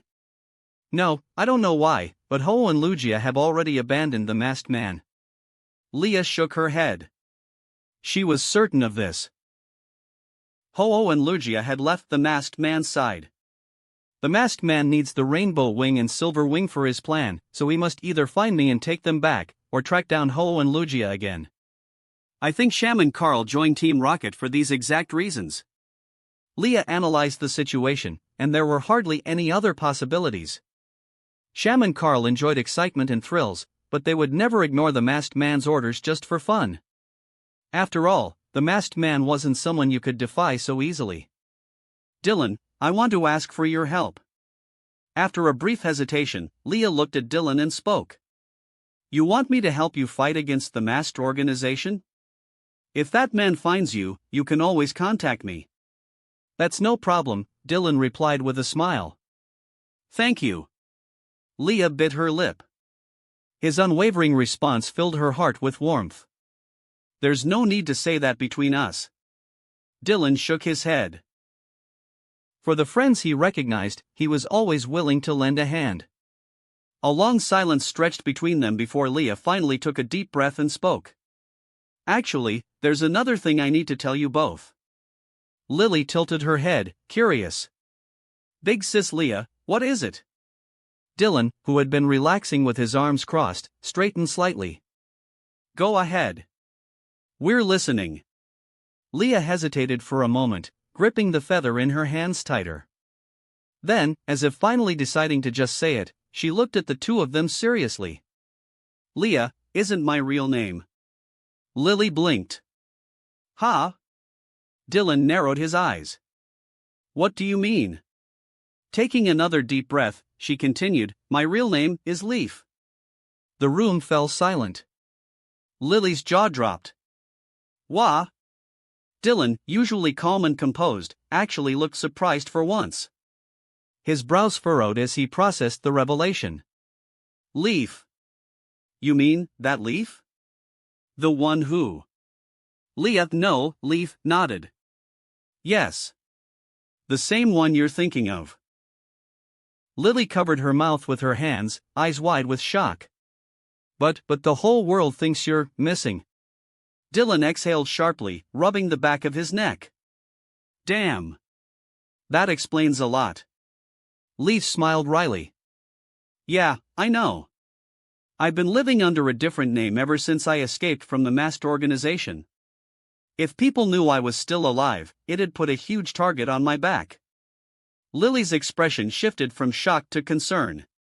So, you've been hiding your identity all this time? Leaf nodded. It's safer this way. That's why I need to ask you both. Please, don't tell anyone. Dylan met her gaze, serious. Are you sure about this? You don't have to carry this alone. I know, Leaf admitted, but until I figure everything out, until I make sure that Masked Man and his organization are truly gone, I can't risk it. If my name gets out, they'll come after me, and I don't want to put you guys in danger. Lily, still stunned, clutched her hands together but gave a firm nod. I understand. I won't say a word. Dylan studied her for a moment, then smirked. Well, you could have just told us from the start, but I get it. Fine, your secret's safe with us. Relief flooded Leaf's expression as she smiled. Thank you, both of you. Lily, still slightly overwhelmed, let out a breath. Wow. So all this time, we've been traveling with Leaf, the legendary rival of Red and Blue. Leaf waved a hand dismissively. Sho, shh, not so loud. Dylan chuckled. Well, this changes things. But don't worry, Leaf, or Leah, whichever you prefer. We've got your back. Leaf's heart warmed at their trust. Hiding had been exhausting, but with these two by her side, for the first time in a long time, she didn't feel so alone. Dylan, you're so nice, I don't even know how to repay you. Leaf's eyes shimmered with emotion. How about I make a little sacrifice and marry you as repayment? Eh? Lily, who had been smiling just moments ago, immediately froze, her expression shifting. How could this be? How could Big Sis Leaf be so shameless? A girl should be more reserved. This isn't right. Huh? Dylan was taken aback. What do you think, huh? I'm a gorgeous, fragrant beauty. You'd be lucky.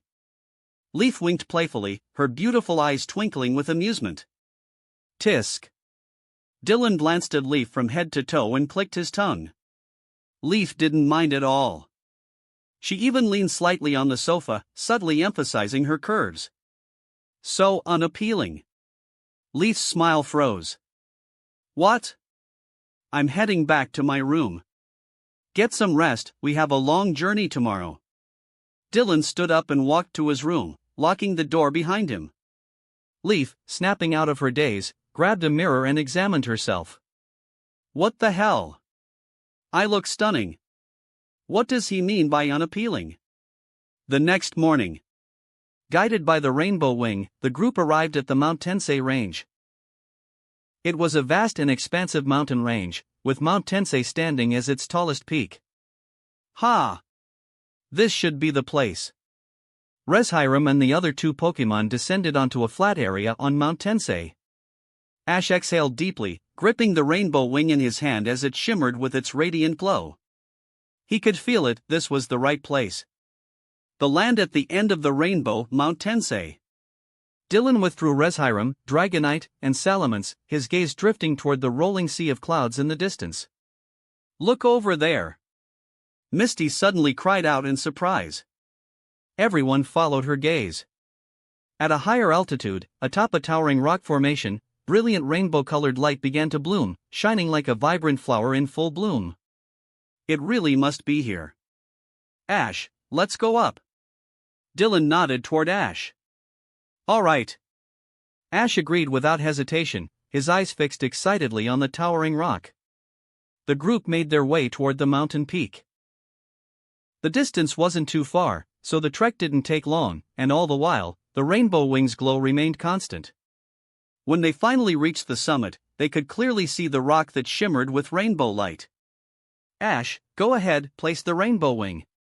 Dylan smiled. Leave it to me. Ash adjusted his cap, then ran toward the rainbow rock without hesitation. They say that those who follow the guidance of the rainbow wing and see Ho-Oh will become the rainbow hero. Dylan rubbed his chin as he watched Ash's back. Rainbow hero? Misty asked curiously. Yes. It means someone recognized by Ho-Oh. But whether Ho-Oh will follow them depends on the situation. Dylan smiled. By all logic, the rainbow hero should have a chance to earn Ho-Oh's loyalty. However, in the movie, Ash had seen Ho-Oh and even challenged it to a battle. While the outcome wasn't shown, judging from how Ash appeared at the Pokemon Center afterward, it was clear that he hadn't caught Ho-Oh. Ash climbed to the top of Rainbow Rock and placed the rainbow wing in its center. Something miraculous happened. Even when Ash let go, the rainbow wing remained floating in place, and its glow intensified. Ash quickly stepped down from the rock, just in time. Boom! A pillar of rainbow light shot skyward from Rainbow Rock, its dazzling energy illuminating everyone's eyes. Thick clouds in the sky were instantly parted, revealing an immaculate, crystal-clear blue sky, as if polished to perfection. Whoa! Misty gasped in awe at the spectacle. From the Rainbow Rock, a stunning rainbow arched across the sky, stretching endlessly into the horizon. Chirp! From some unknown distant land, a cry echoed across the heavens, resonating and drifting into the ears of Dylan and the others. Look there! Ash's eyes suddenly lit up. He pointed excitedly toward the far sky. Ho-Oh! Dylan focused his gaze, raising an eyebrow. A breathtaking, rainbow-colored figure appeared in the distance. Though still far away and hard to make out clearly, its radiant, multicolored glow illuminated its form, with a rainbow stretching beneath it. As it flapped its wings, shimmering golden specks of light gently scattered through the air. Ho-Oh's entrance had never been anything less than legendary. So beautiful, Misty's eyes sparkled in admiration. Right? It looks amazing. Ash was beyond thrilled. This was the very Pokemon he had seen the day he left Pallet Town. Ho! Beep! Ho-Oh! Fire/flying type. The Rainbow Pokemon. Ability, Pressure. Moves, Sacred Fire, Overheat, Brave Bird, Future Sight, Fire Blast, Recover, Safeguard. Description: a Pokemon recorded in myth, said to shine in 7 colors. Wherever it flies, a rainbow appears. Its wings shimmer in 7 hues, and legend says that those who see Ho-Oh will be blessed with eternal happiness. Seeing Ho-Oh means eternal happiness? Misty's heart pounded. Was this true? Could it really be true? Chirp! Ho-Oh let out another clear, resounding cry. As it flapped its wings again, its shimmering form slowly drifted across the sky above them. Golden light particles rained down, touching everyone present. In that instant, Dylan and the others felt all their exhaustion, both physical and mental, disappear as if it had never existed. With a graceful turn, Ho-Oh finally descended and perched atop Rainbow Rock. Folding its wings elegantly, it stood tall, gazing down with a calm, majestic presence. Its warm, gentle eyes lingered on Ash for a moment. Then, as if sensing something, Ho-Oh's gaze shifted to Dylan. Its head tilted slightly, as though deep in thought. Ash stared at Ho-Oh, lost in thought. Now that it was up close, with its glow no longer as overwhelming, he could clearly see Ho-Oh's features. How should he put it? Ho-Oh's body shape looked kind of familiar? It resembled another bird Pokemon he had seen before. Maybe it was just his imagination. Chapter 218. Ho-Oh's Dream. Ho-Oh! The legendary Pokemon of the Kanto region. One of the great mythical bird Pokemon. Is this Ho-Oh? Lily had a peculiar expression as she gazed at the majestic figure standing atop the Rainbow Rock. When she first saw Ho-Oh flying over, she was thrilled, having heard stories about it from Dylan. 700 years ago, the historic and culturally rich Ikrutik city built two towering structures, one to the east and one to the west. These were the Bell Tower and the Brass Tower, constructed to symbolize the bond between humans and Pokemon. It was this very bond that led Lugia and Ho-Oh to choose these towers as their resting places. However, 150 years ago, the Brass Tower was engulfed in flames, turning into what is now known as the Burn Tower. When the fire consumed it, Ho-Oh appeared, resurrected 3 Pokemon, and then truly departed, never to return. To Ho-Oh, that fire and its aftermath symbolized the fragile nature of the relationship between humans and Pokemon. Yet, despite everything, Ho-Oh still longed for true understanding between humans and Pokemon. To that end, it sent its guardians across the land to observe humankind. To Lily, a Pokemon that yearned so deeply for harmony must be divine, noble, and beautiful. And indeed, when Ho-Oh descended from the sky, its radiant form perfectly matched Lily's imagination. But now that it stood upon the Rainbow Rock, she felt it looked slightly different from what she had envisioned. Leaf stared at Ho-Oh, and though she had mostly overcome her fear of birds, her phobia began creeping back, causing her body to tremble slightly. A gentle hand patted her back. She turned to see Dylan looking at her with concern. Leaf gritted her teeth, clutching Dylan's arm tightly to steady herself as she forced herself to look at Ho-Oh despite her fear. She had to overcome this. Otherwise, would she live in fear forever? Ho-Oh! At this moment, Ash snapped out of his thoughts, his face instantly lighting up with excitement as he called out to Ho-Oh.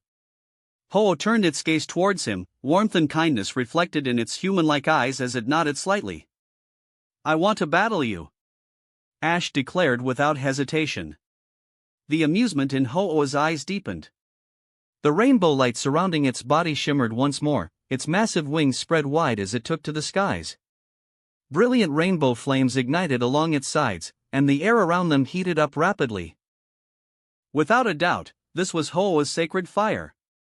Clearly, it had accepted Ash's challenge. Lily and the others gave Ash strange looks, even Leaf, whose legs were still weak from her phobia, was staring at him in shock. "Wait, you're serious?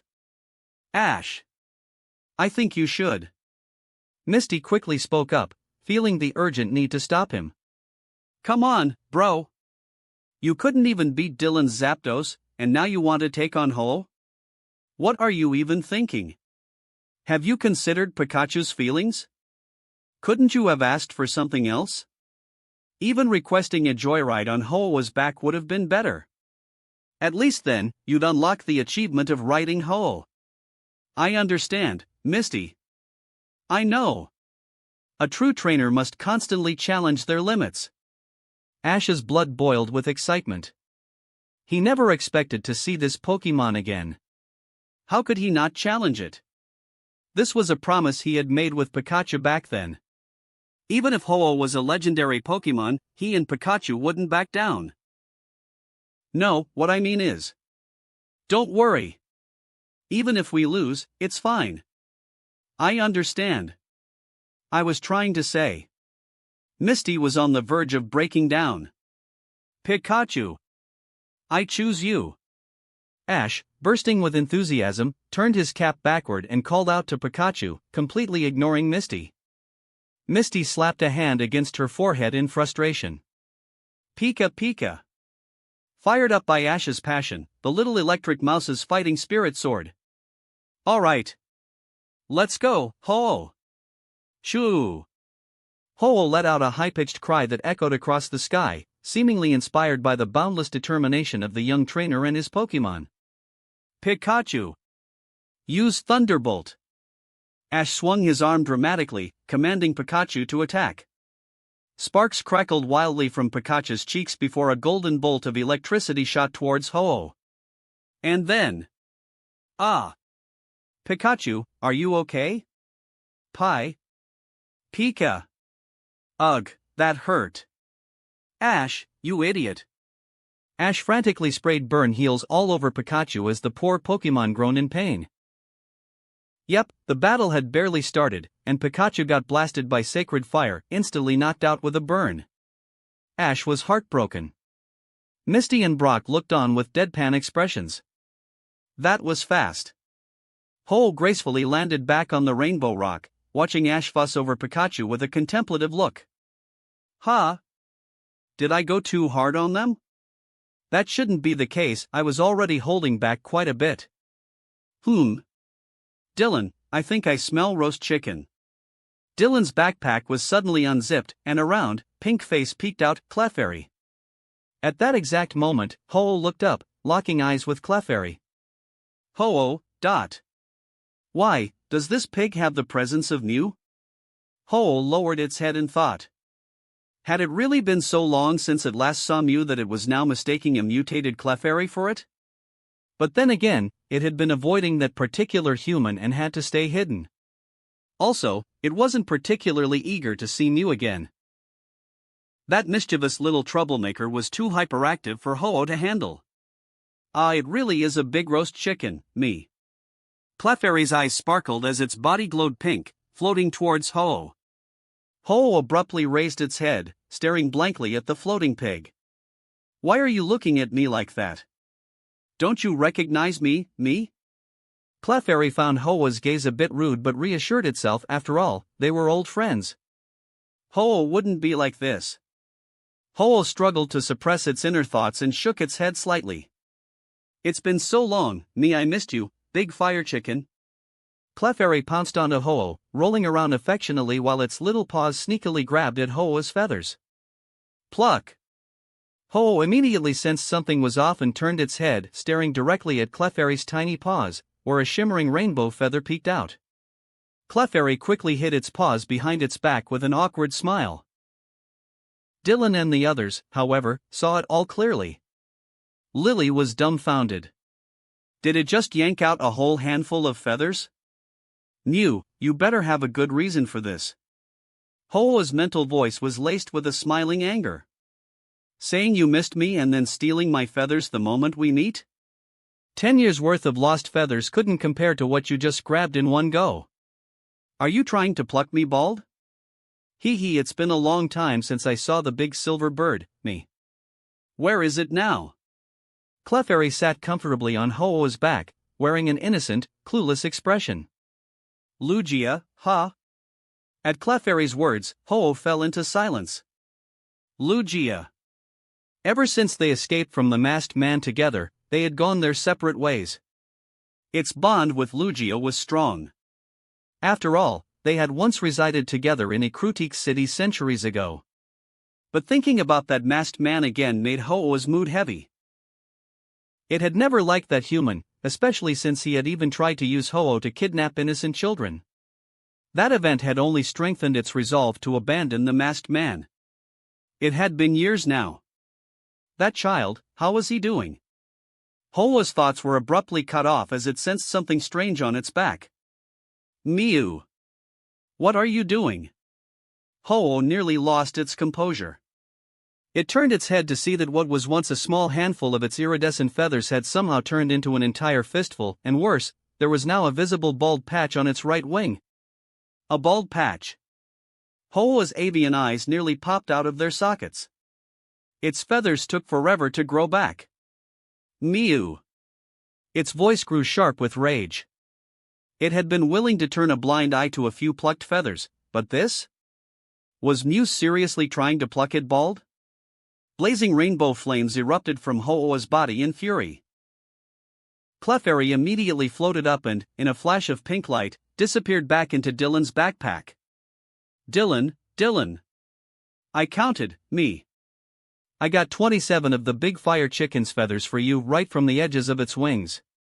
They're definitely better quality than the one that girl gave you. Clefairy whispered smugly to Dylan. Dylan's mouth twitched as he looked up at the absolutely livid Ho-Oh. His sharp eyes also caught sight of the small, conspicuously bald patch on Ho-Oh's right wing. Pig, why did you have to pluck from just one spot? How is Ho-Oh supposed to show itself in public now? Mew! Come out here.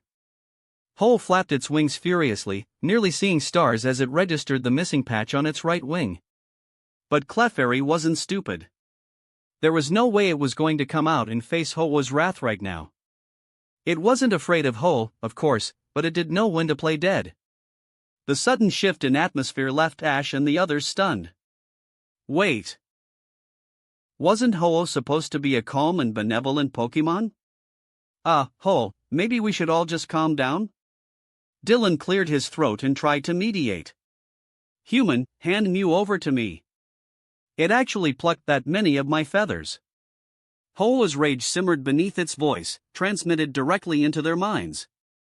Did these people not understand that for a bird, its beautiful feathers were its most prized possession? Plucking so many at once, was this something a civilized being would do? Ho-Oh, do you remember this person?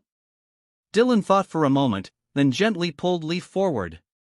Ho-Oh's eyes narrowed as it studied the girl, who still held traces of fear in her gaze. And then its body stiffened. It did remember her. And because of that, its fury instantly dissipated. So, you do remember, Ho-Oh, Dylan said with a slight smile. Ho-Oh. Leaf once had a happy family, but because of that incident, she not only lost her parents but also developed severe ornithophobia. Whenever she sees bird Pokemon, she has an intense reaction. Dylan spoke slowly. Ho-Oh remained silent. This truly was its fault. It had always hoped for harmony between humans and Pokemon, yet it had once been manipulated into kidnapping a human child. That guilt had never left it. And now, the child stood before it, forever marked by the trauma of that event.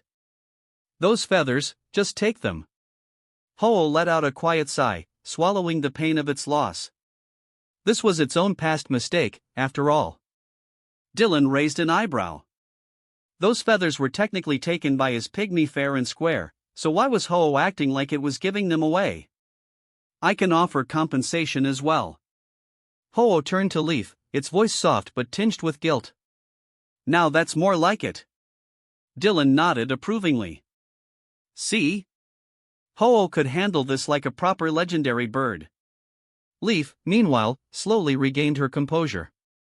She gazed at Ho-Oh. This very Ho-Oh had once taken her away. But now, she felt conflicted. She knew Ho-Oh wasn't the real culprit behind that tragedy. As for compensation, what could possibly make up for her lost childhood? There wasn't anything she truly needed from Ho-Oh. But just then, Dylan leaned in and whispered something in her ear. Leaf blinked. Then, could you summon the members of your Ho-Oh guard? She asked. Of course. Ho-Oh lifted its head and let out a long, resounding cry. Moments later, 3 figures, one blue, one red, and one yellow, landed powerfully before them, their majestic presence filling the air. Suicune, Entei, and Raikou, the 3 legendary beasts. Can we catch them? You may challenge one of them. If you can defeat it, you may take it. Ho-Oh sighed slightly. The 3 had traveled with it for over a century, watching over the world of humans. But in the end, Ho-Oh did owe this girl something, even if it had not been the one truly responsible. Ho-Oh took a moment to assess Leaf. She seemed strong, but defeating even one of its guardians would not be easy. Dylan, they're all yours, Leaf said, glancing at him. No problem. Dylan stepped forward, pulling out a luxury ball, a confident smile on his face as he eyed the 3 legendary beasts. Wait, hold on, wasn't she the one who wanted to capture one? Ho-Oh asked in confusion. Wait a minute. Suddenly, Ho-Oh's mind flashed back to Leaf's exact wording, can we catch them? Its expression darkened. Humans were too cunning. They had tricked it with wording. Ho-Oh, can I battle all 3 at once? Dylan casually asked, spinning his luxury ball in his hand. No. Ho-Oh's voice was firm and stiff. It could sense the power Dylan carried. If it agreed to a 3-on-1 battle, Dylan might just take all 3 of them. Which one should I pick? Dylan tapped his chin thoughtfully as he examined the 3 legendary beasts. Chapter 219, I'm your dad. What's going on? Ash looked completely baffled. He had only taken a moment to treat Pikachu, so how had things suddenly turned into this? And what were those 3 Pokemon? Suicune, NTI, and Reiku. That's Ho-Oh's legendary trio. Brock widened his perpetually squinting eyes as much as he could. Seeing Ho-Oh's guardians appear alongside Ho-Oh itself, this was truly a once-in-a-lifetime sight. I'm not sure about the details, but it looks like Dylan gets to challenge one of the legendary beasts. If he wins, he can capture it? Misty's eyes sparkled with growing excitement as she spoke. Huh? Ash was still confused. Leah seems to have some history with Ho-Oh, Brock muttered thoughtfully, glancing at Leaf, who had recovered significantly. It seemed that Ho-Oh had agreed to this as a way of making amends to Leaf. I wonder which one Dylan will choose. Suicune is just so elegant and cool. Misty's eyes practically turned into hearts as she gazed at the graceful and noble Suicune. As a water-type Pokemon lover, she simply couldn't resist Suicune's charm. But Dylan had a different opinion. Suicune. I'll pass. Looking at Suicune, Dylan couldn't help but recall the pitiful scene of a Suicune he encountered on his journey, struggling helplessly in a net set by Pokemon hunters. He could hardly bear to look at it. To be honest, he had always assumed there was only one set of Ho-Oh's guardians, it was just that these three creatures wandered all over the world. But after his experiences, he was convinced there were multiple members of the trio. That Suicune caught in the net? It definitely wasn't the same one that had appeared before. I choose NTI. Dylan didn't hesitate for long. His gaze settled on the powerful and majestic NTI. Suicune was elegant, but NTI was imposing. Dylan had always liked NTI, perhaps because of Pokemon, Spell of the Unknown NTI. Besides, as the fire type among the trio, NTI could also use Ho-Oh's sacred fire. That alone made it clear who the real leader of the trio was. Upon hearing Dylan's choice, Suicune and Reiku stepped back while NTI moved forward, locking eyes with Dylan. A mighty, scorching aura radiated from its body. Pretty cool. Lily observed the NTI standing tall with an air of dominance. Its powerful and regal posture was undeniably impressive. Its fur was a rich reddish-brown, with strong limbs adorned with iron bands. The red six-pointed star on its face, the golden crest on its forehead resembling a clover, and the flowing smoke-like mane on its back all made NTI look even more formidable. Deep NTI, Fire-type, Volcano Pokemon. Ability, Inner Focus. Moves, Sacred Fire, Extreme Speed, Flamethrower, Fire Blast, Sunny Day, Swagger, Flare Blitz, Crunch. Pokédex entry, it is said that when NTI roars, a volcano erupts. It constantly runs across the land, unable to contain its overwhelming power. So strong. Ash stared at the Pokédex's data in shock. Just reading the description was enough to feel NTI's incredible power. When it roars, a volcano erupts? That's insane. As one of Ho-Oh's guardians, its strength is indeed impressive. Dylan carefully studied NTI. He had been about to throw his luxury ball when something crossed his mind. Perfect. There couldn't be a better opponent for it. Dylan took out an Ultra Ball and tossed it into the air. Gouging Fire, get ready for battle. That's right, what better way to fight NTI than with its paradox counterpart? Roar! With a fierce and wild cry, a massive, orange-red Pokemon landed heavily in front of Dylan, locking its savage gaze onto NTI. The moment Gouging Fire appeared, Ash and the others were stunned. Even Suicune, Reiku, and Ho-Oh were taken aback. NTI, in particular, froze on the spot. The reason was simple: Gouging Fire looked far too similar to NTI. Both had orange-red fur and the same red six-pointed star on their faces. However, Gouging Fire's markings were even larger. Most notably, the golden crest on its forehead was massive, resembling giant horns. Like NTI, Gouging Fire also had black iron bands on its limbs, but its forelegs were tipped with large, razor-sharp claws streaked with red, giving it a far more ferocious appearance. And unlike NTI's dignified presence, Gouging Fire exuded a wild and savage aura that was overwhelming. But the most obvious difference was, it's huge. Ash gawked at Gouging Fire, then looked back at NTI. Indeed, the most striking difference between them was their size. NTI stood at about 2.2 meters, which was already quite large for a quadrupedal Pokemon. But Gouging Fire? Even at a glance, it was at least 3.7 meters tall. A larger frame always brought a stronger visual impact, this was no exception. NTI stared at Gouging Fire, its expression shifting unpredictably. Why does this thing look so much like me? Could it be my original form? But NTI had long forgotten its past. It only remembered being revived by Ho-Oh and granted new life. Ha! No data?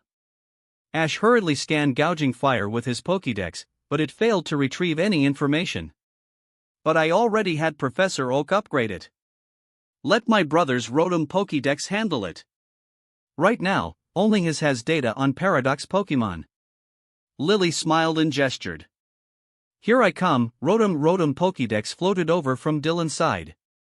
Beep, Gouging Fire, Fire/Dragon type, Paradox Pokemon. Ability, Protosynthesis. Moves, Flare Blitz, Warcry, Dragon Rush, Rending Claws, Dragon Claw, Earthquake, Flame Cloak. Pokédex entry, it closely resembles a Pokemon featured in a paranormal magazine. The magazine claims it was revived from NTI's fossil.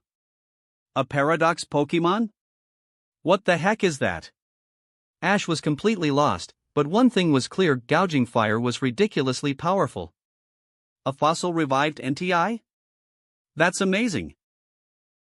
Misty was astonished after hearing the Pokédex's explanation. No wonder Gouging Fire looked so much like NTI. So it was an ancient version of NTI brought back to life? No, not really. That's just what the magazine speculates. Lily shook her head. Pokédex entries were compiled based on existing knowledge and assumptions. She knew for sure that Gouging Fire wasn't revived from a fossil. Ha! Misty was confused. Ho-Oh and the others, who had keen senses, also heard Rotom's explanation. Ho-Oh, of course, knew the truth. NTI and its companions had been revived by its power 150 years ago. There were no ancient fossils involved. Even NTI quickly realized the same.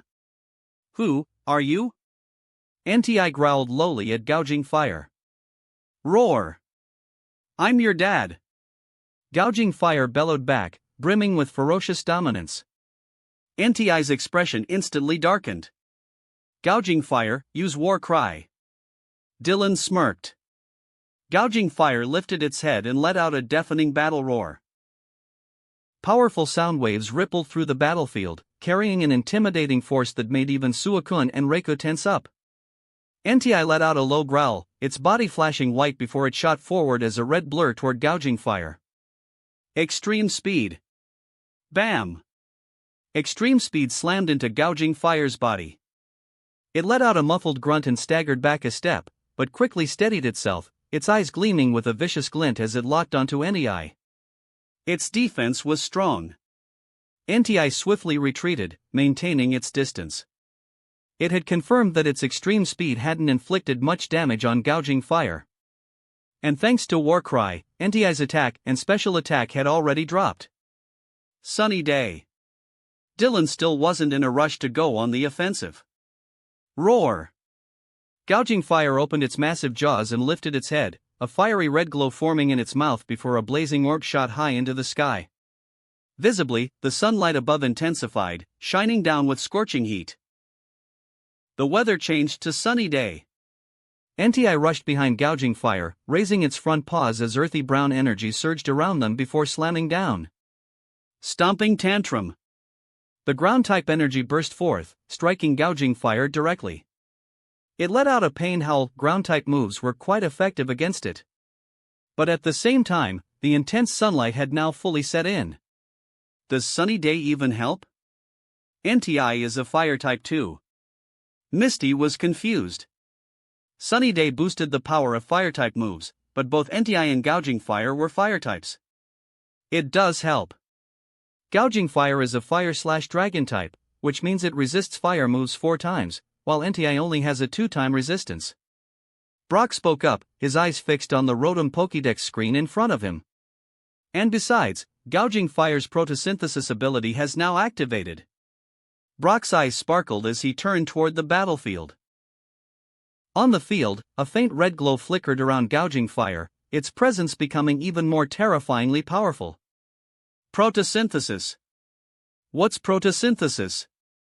Ash and Misty were both puzzled.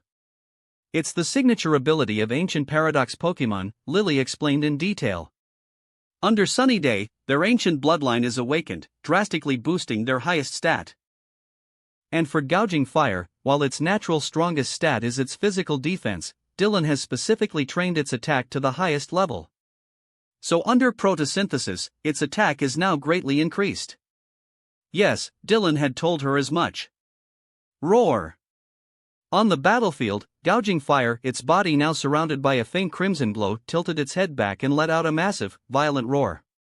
The sheer force of the sound waves rippled through the air, creating an oppressive aura that sent chills down spines. Even Suicune and Reiku, watching from the sidelines, tensed with caution. Gouging Fire, use Dragon Rush. Dylan glanced at the now serious NTI.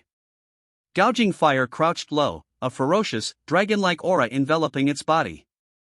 Then, in an instant, it lunged forward, the spectral image of a snarling dragon roaring silently as it charged toward NTI. The killing intent was bone-chilling. NTI's flames erupted intensely around it, showing no fear as it dashed forward to meet the attack. Flare Blitz. It wasn't using Flare Blitz to counterattack, it was using it to block the incoming Dragon Rush. Especially under Sunny Day, Flare Blitz's power would be significantly enhanced. Boom! Flare Blitz and Dragon Rush collided violently. Scorching flames and powerful Dragon-type energy clashed fiercely, the sheer impact causing the ground beneath them to crack and shatter. The shockwave from the impact blasted outward. With a loud explosion, both NTI and Gouging Fire were knocked back.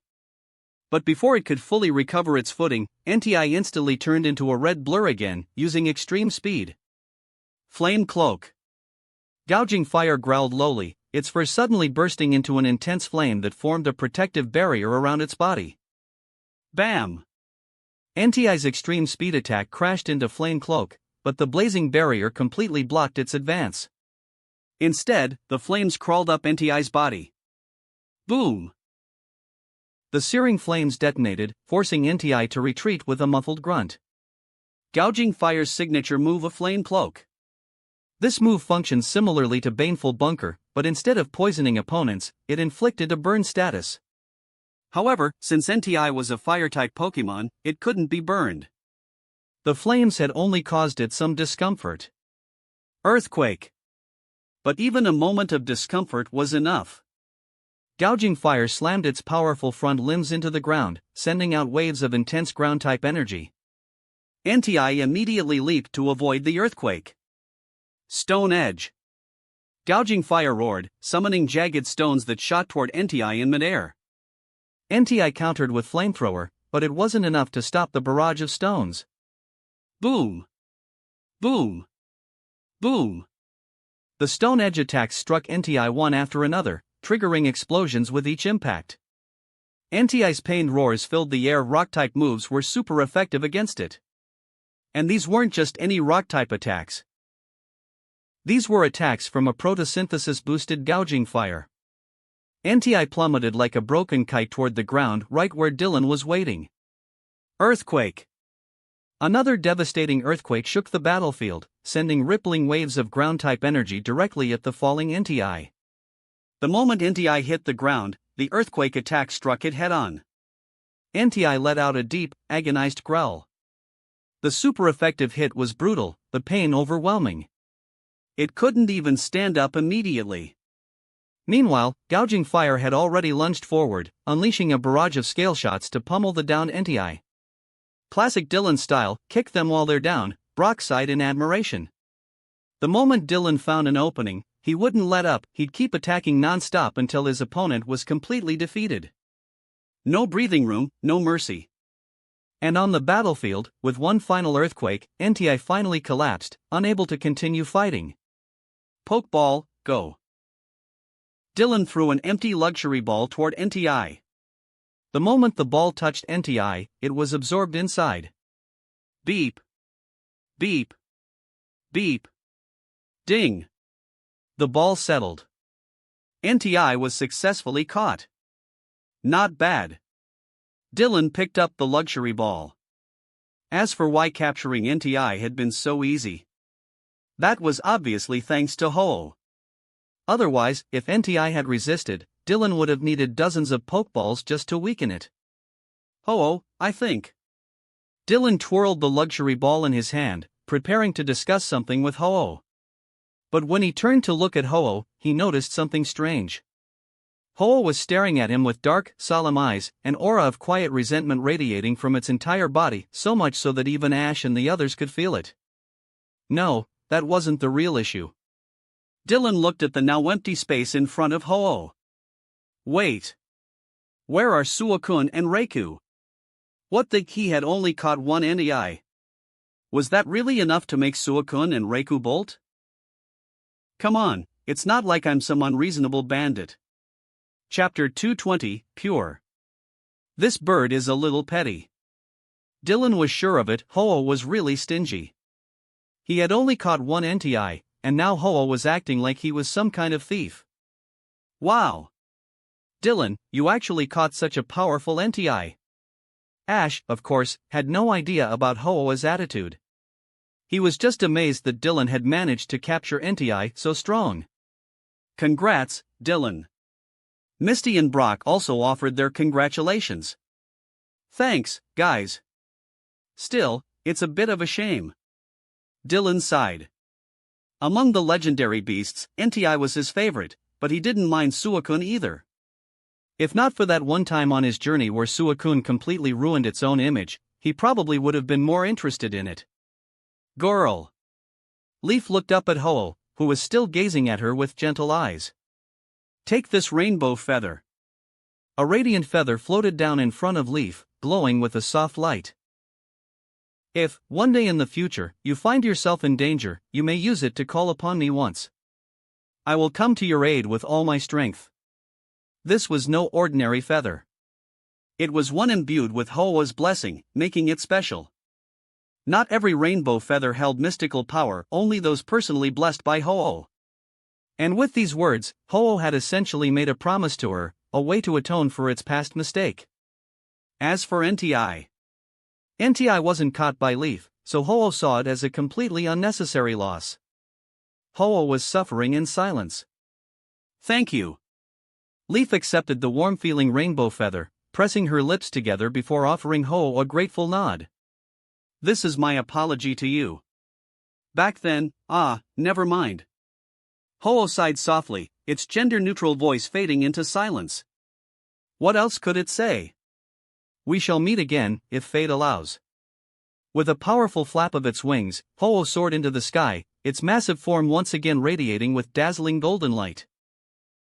The magnificent, sacred rainbow-colored bird circled the group once before gracefully flying off toward the horizon, disappearing beyond the rainbow's edge. It left. What a shame. I totally wasn't ready to fight it. Ash scratched his head in disappointment. It wasn't every day he got to see Ho. Oh, right. Dylan, why didn't you challenge Ho? Ash turned to Dylan in confusion. If anyone had a shot at catching Ho, it would be Dylan, right? There's no point. Ho wouldn't follow me. Even if I forced it into a pokeball, it'd be useless. Dylan shook his head. Ha? Ash, do you know? The bond between a trainer and a Pokemon is never just a one-sided choice. Dylan patted Ash's shoulder, then ruffled Pikachu's little head. The electric mouse really had a great texture, plus, being Pikachu gave it bonus points. A trainer chooses a Pokemon as their partner, but the opposite is also true. Pokemon choose their trainers too, or at the very least, they judge whether the trainer meets their standards. Dylan spoke slowly, making Ash's eyes widen in realization. That actually makes a lot of sense. Ash glanced at his Pikachu thoughtfully. Strictly speaking, Pikachu had never acknowledged him from the start. Forget battling for him, Pikachu refusing to attack Ash had already been an act of mercy. In fact, the only reason Ash had even left Professor Oak's lab with Pikachu was because he tied it up with a rope and dragged it along. If any Pokemon welfare activists had seen that, they would have roasted him alive. But later on, Ash's care and devotion had moved Pikachu, and eventually, it had accepted him as its trainer. Ho-Oh seeks humans with pure, untainted hearts. And I don't meet that requirement. Dylan smiled. But Dylan, you're a good person. Ash blurted out. To him, Dylan was a good person. He fought against Team Rocket, he was kind, and he was always willing to help others. Ash, you still don't get it, do you? Idiot. Misty rolled her eyes. It's not about being a good person in the usual sense. Ho-Oh is looking for someone pure, like you. It makes sense that Dylan doesn't fit the criteria. Brock nodded. He understood now. As people mature, their thoughts naturally become entangled with desires and ambitions. But Ash's mind was still completely pure, that was why Ho-Oh had taken notice of him. Exactly. If our values don't align, then there's no need to force things. If I did, catching Ho-Oh would just become a bigger hassle. Dylan nodded. Capturing Ho-Oh by brute force wouldn't work. The bird could easily fly off whenever it wanted, and a pokeball wouldn't be able to actually restrain it. What, was he supposed to make Necrozma watch over Ho-Oh 24/7? That'd be ridiculous. Besides, he wasn't even that interested in this oversized golden turkey. Maybe they'd cross paths again someday. Honestly, Ash, I'm more interested in the Pokemon hiding in your shadow. Huh? Ash blinked in confusion. According to legend, those who are chosen by Ho-Oh and receive the rainbow feather are watched over by the Shadow Guide. It's said that the 3 legendary beasts will eventually test them one by one. Dylan smirked, intrigued. A's. But we never saw the legendary beasts. That's because we flew straight to Tensei. Suicune and the others didn't even get the chance to show up. Dylan chuckled. Ash had basically speedran his trial. But the Shadow Guide has been in your shadow for quite some time now, it was just waiting for you to arrive at Tensei. Dylan patted his backpack and gestured for his partner to help out. Clefairy. Around, chubby Clefairy peeked out, its eyes glowing with deep psychic energy as it focused on Ash's shadow. Moments later, a dark, shadowy Pokemon was forcibly pulled out from Ash's shadow by telekinesis. Whoa, there was a Pokemon in my shadow? Ash was stunned. If there had really been a Pokemon there the whole time, did that mean it had been watching him even when he went to the bathroom? This is the mythical Pokemon Marshadao. Dylan grinned as he examined the small creature. Ma! Marshadao struggled against the psychic energy but couldn't break free. In the end, it simply gave Clefairy a weak look. Seriously? You guys are targeting me now? I was just following orders. Ho is already gone, why are you doing this? Hey, little guy, I think you and I have great chemistry. Why don't you come with me? Free food and shelter sound better than hiding in people's shadows all day, don't they? Dylan motioned for Clefairy to release Marshadao and spoke to it with a friendly smile. The moment it was released, Marshadao immediately sank halfway into the ground, its hollow orange eyes staring curiously at Dylan as it tilted its head. Trust me, you'll have a much better future with me than with that big flaming chicken. Ho-Oh can't even protect itself these days. Who knows? Some old guy in a wheelchair might forcefully capture it one day, how's it supposed to take care of you? If you come with me, you'll have delicious food every day. Just look at Clefairy, see how well fed it is. Dylan grinned like a fox. Marshadao hesitated, glancing at Clefairy. This Clefairy definitely looked way too well fed. Unlike itself, all skinny and underfed. But after all, he was still Ho-Oh's subordinate. Wouldn't it be a bit disloyal to just switch sides like this? Then let's have a capture battle. That way, Ho-Oh won't have a reason to blame you. Ma! Marshadao floated up and took a big leap forward, signaling its agreement as it assumed a battle stance against Dylan. NTI had already been caught by this guy, would it really be surprising if it got caught too? Not bad, not bad. I like how aware you are of the situation. Dylan nodded in satisfaction. Ogerpon, you handle this. From behind Lily, Ogerpon, who had been watching the show, pouted. Lately, it had been obsessed with the drama. The bossy Charizard fell in love with me, and it was right at the climax. Something about this feels off. Misty finally snapped out of her daze, her eyelids twitching wildly. Wasn't this supposed to be a mythical Pokémon?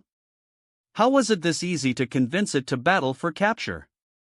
Was Dylan playing a completely different version of life online from them? Dylan is obviously on a whole different level from us. Brock sighed helplessly. But this Marshadao is so cute. Lily's eyes sparkled as she looked at the little Pokémon. It resembled a small child, its entire body seemingly made of smoke and shadow. Its large, hollow, orange-yellow eyes were both eerie and adorable, and the smoky collar around its neck only added to its charm. Deep Marshadao, Fighting/Ghost type, Bloom Dweller Pokémon. Ability, Technician. Moves, Spectral Thief, Copycat, Drain Punch, Sucker Punch, Pursuit, Force Palm, Fire Punch. Pokédex entry, it can slip into an opponent's shadow, mimicking their movements and abilities. During this process, it can even surpass the original in strength. It looked incredibly powerful. Ash and his friends read through Marshado's Pokédex entry. There was no doubt this Pokémon was strong. But somehow, this one felt even stronger. Bo-ne. Ogerpon let out a low growl, its body bursting into a dazzling, crystal-like glow. With a crisp shattering sound, a massive, emerald-green mask appeared over its face, reflecting its shimmering form. Ogerpon's speed instantly surged. Whoa! What is that? Ash was stunned. This is terastallization from the Paldea region. It allows a Pokémon to change its type to its Terra type as a form of enhancement. Dylan explained with a smile. Thanks to his Terra Shellgun, he no longer had to worry about running out of Terra energy. Although terastallization wasn't something commonly used in normal battles, Ogerpon clearly wanted to end this fight quickly. Terastallization? Terra type? Misty was dumbfounded. She didn't fully understand, but she was definitely impressed. And sure enough, the battle didn't last long. Marshadao was never a match for Ogerpon in the first place, let alone when it was eagerly looking for a better living situation. With a single powerful blow from Ogerpon's Thorn Club, Marshadao struggled to get up but ultimately failed. Its head lolled to the side as it fainted. Dylan thought for a moment before tossing a luxury ball. The ball struck Marshadao. Beep. Ding. The ball barely shook once before settling. Misty. Leaf, A. Lily. Wait. Why do I feel like Marshadao wasn't actually knocked out just now? Ash scratched his head in confusion. Brock sighed. Wasn't it obvious? That Marshadao had clearly thrown the match. Marshadao, caught. Dylan retrieved the luxury ball that Ogerpon brought back, feeling its smooth texture as a smile spread across his face. Not bad. This was a solid catch. He caught another one. Dylan is seriously terrifying. Brock clicked his tongue in amazement. Another mythical Pokémon? No wonder Lily had said Dylan could already assemble 2 full teams of legendary Pokémon. They had just witnessed him catch both Entei and Marshadao back-to-back. Yeah. Who could ever beat Dylan when he's using a full legendary team? That's practically impossible. Misty nodded in agreement. She was seriously starting to doubt whether anyone could defeat Dylan's team of legendary Pokémon. Just from what she had seen in the past couple of days, Zapdos, Entei, Marshadao, and that Ogerpon. She couldn't think of any trainer who could take them all down. I can. Misty and Brock turned to look at Ash, who had spoken without hesitation. Ash, you still can't even beat Zapdos. Misty rolled her eyes. She wasn't trying to belittle Ash, but at his current level, even his entire team couldn't handle Dylan's Zapdos. Me and Pikachu will definitely defeat Zapdos one day. Ash's eyes burned with determination as he stared at Dylan, who was still holding the luxury ball.